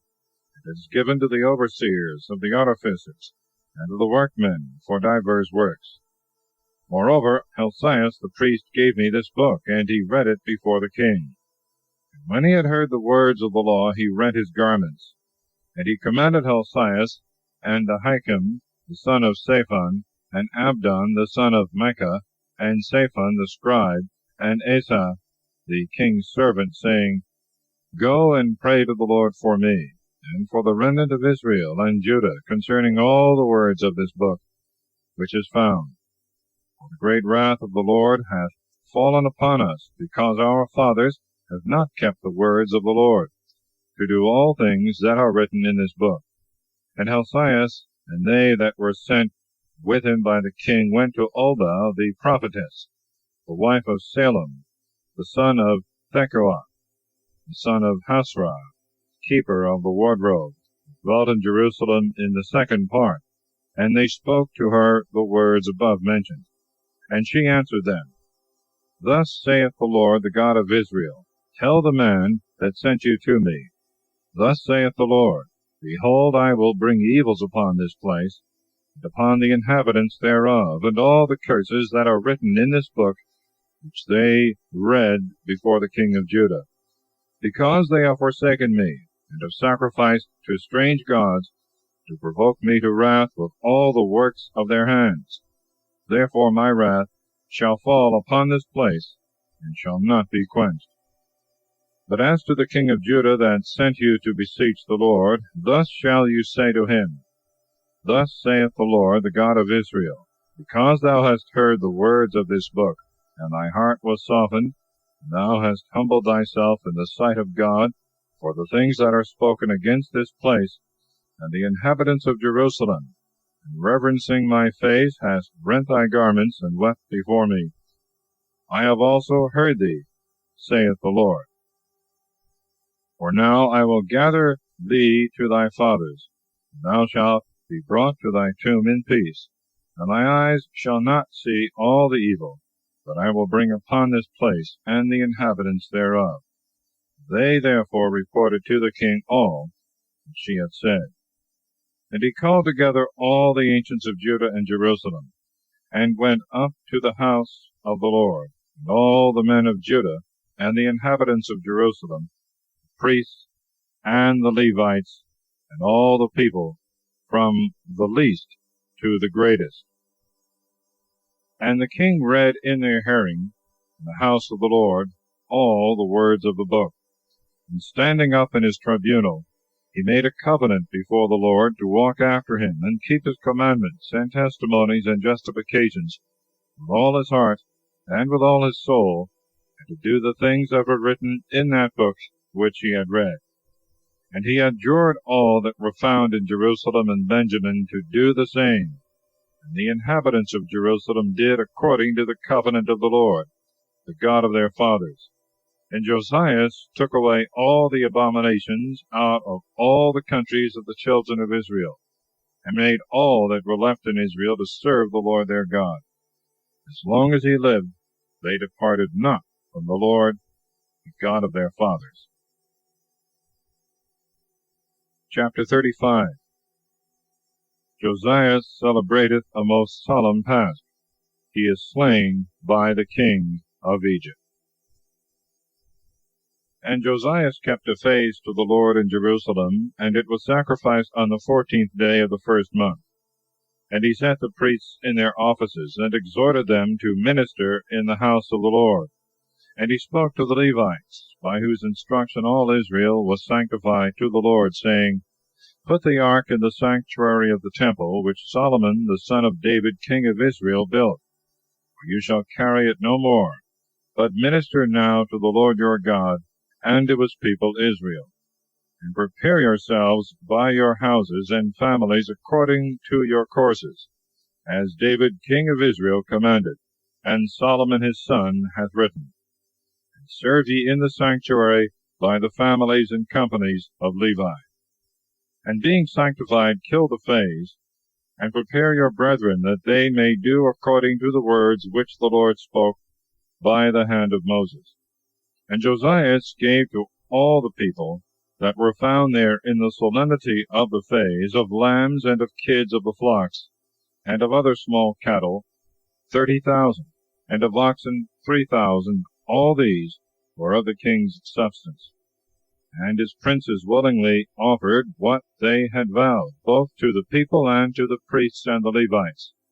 Moreover, Helcias and Zacharias and Jehiel, rulers of the house of the Lord, gave to the priests to keep the fays 2,600 small cattle and 300 oxen. And Conanias and Semias and Nathaniel his brethren, and Hasabias and Jehiel and Jozabad, princes of the Levites, gave to the rest of the Levites to celebrate the fays 5,000 small cattle and 500 oxen. And the ministry was prepared, and the priests stood in their office, the Levites also in their companies, according to the king's commandment. And the fays was immolated, and the priests sprinkled the blood with their hand, and the Levites flayed the holocausts. And they separated them to give them by the houses and families of every one, and to be offered to the Lord, as it is written in the book of Moses. And with the oxen they did in like manner. And they roasted the fays with fire, according to that which is written in the law. But the victims of peace offerings they boiled in cauldrons, and kettles, and pots, and they distributed them speedily among all the people. And afterwards they made ready for themselves and for the priests, for the priests were busied in offering of holocausts and the fat until night. Wherefore the Levites prepared for themselves and for the priests, the sons of Aaron, last. And the singers, the sons of Asaph, stood in their order, according to the commandment of David, and Asaph, and Heman, and Iduthan, the prophets of the king. And the porters kept guard at every gate, so as not to depart one moment from their service. Therefore their brethren the Levites prepared meats for them. So all the service of the Lord was duly accomplished that day, both in keeping the fays and offering holocausts upon the altar of the Lord, according to the commandment of King Josiah. And the children of Israel that were found there kept the fays at that time, and the feast of unleavened bread 7 days. There was no fays like to this in Israel from the days of Samuel the prophet. Neither did any of all the kings of Israel keep such a fays as Josiah kept, with the priests and the Levites and all Judah and Israel that were found, and the inhabitants of Jerusalem. In the 18th year of the reign of Josiah was this fays celebrated. After that Josiah had repaired the temple, Necho, king of Egypt, came up to fight in Carchemish by the Euphrates, and Josiah went out to meet him. But he sent messengers to him, saying, What have I to do with thee, O king of Judah? I come not against thee this day, but I fight against another house, to which God hath commanded me to go in haste. Forbear to do against God, who is with me, lest he kill thee. Josiah would not return, but prepared to fight against him, and hearkened not to the words of Necho from the mouth of God, but went to fight in the field of Megiddo. There he was wounded by the archers. And he said to his servants, Carry me out of the battle, for I am grievously wounded. And they removed him from the chariot into another, and followed him after the manner of kings. And they carried him away to Jerusalem. And he died, and was buried in the monument of his fathers. And all Judah and Jerusalem mourned for him. Particularly Jerome, whose lamentations for Josiah all the singing men and singing women repeat unto this day, and it became like a law in Israel. Behold, it is found written in the Lamentations. Now the rest of the acts of Josiah and of his mercies, according to what was commanded by the law of the Lord, and his works first and last, are written in the books of the kings of Judah and Israel. Chapter 36. The reigns of Joachaz, Joachim, Joachim, and Sedecius. The captivity of Babylon, released at length by Cyrus. Then the people of the land took Joachaz, the son of Josias, and made him king instead of his father in Jerusalem. Joachaz was 23 years old when he began to reign, and he reigned 3 months in Jerusalem. And the king of Egypt came to Jerusalem and deposed him, and condemned the land in 100 talents of silver, and a talent of gold. And he made Eliakim, his brother, king in his stead, over Judah and Jerusalem. He turned his name to Joachim, but he took Joachaz with him, and carried him away into Egypt. Joachim was 25 years old when he began to reign, and he reigned 11 years in Jerusalem. And he did evil before the Lord his God. Against him came up Nabuchodonosor, king of the Chaldeans, and led him bound in chains into Babylon. And he carried also thither the vessels of the Lord, and put them in his temple. But the rest of the acts of Joachim, and his abominations which he wrought, the things that were found in him, are contained in the book of the kings of Judah and Israel. And Joachim his son reigned in his stead. Joachim was 8 years old when he began to reign, and he reigned 3 months and 10 days in Jerusalem. And he did evil in the sight of the Lord. And at the return of the year, King Nabuchodonosor sent and brought him to Babylon, carrying away at the same time the most precious vessels of the house of the Lord. And he made Sedecius, his uncle, king over Judah and Jerusalem. Sedecius was 21 years old when he began to reign, and he reigned 11 years in Jerusalem. And he did evil in the eyes of the Lord his God, and did not reverence the face of Jeremiah the prophet, speaking to him from the mouth of the Lord. He also revolted from King Nabuchodonosor, who had made him swear by God, and he hardened his neck and his heart from returning to the Lord, the God of Israel. Moreover, all the chief of the priests and the people wickedly transgressed according to all the abominations of the Gentiles, and they defiled the house of the Lord, which he had sanctified to himself in Jerusalem. And the Lord, the God of their fathers, sent to them by the hand of his messengers, rising early and daily admonishing them, because he spared his people and his dwelling place.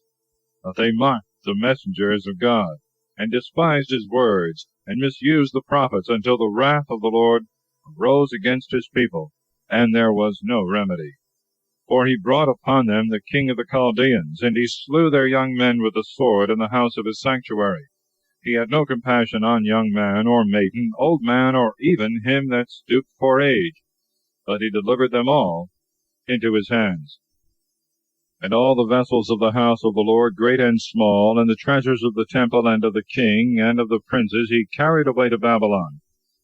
And the enemy set fire to the house of God, and broke down the wall of Jerusalem, burnt all the towers, and whatsoever was precious they destroyed. Whosoever escaped the sword was led into Babylon, and there served the king and his sons till the reign of the king of Persia. That the word of the Lord by the mouth of Jeremiah might be fulfilled, and the land might keep her Sabbaths. For all the days of the desolation she kept a Sabbath, till the 70 years were expired. But in the first year of Cyrus king of the Persians, to fulfill the word of the Lord, which he had spoken by the mouth of Jeremiah, the Lord stirred up the heart of Cyrus king of the Persians, commanded it to be proclaimed through all his kingdom, and by writing also, saying, Thus saith Cyrus king of the Persians, All the kingdoms of the earth hath the Lord, the God of heaven, given to me, and he hath charged me to build him a house in Jerusalem, which is in Judea. Who is there among you of all his people? The Lord his God be with him, and let him go up. Thus concludes the second book of Paralipomenon.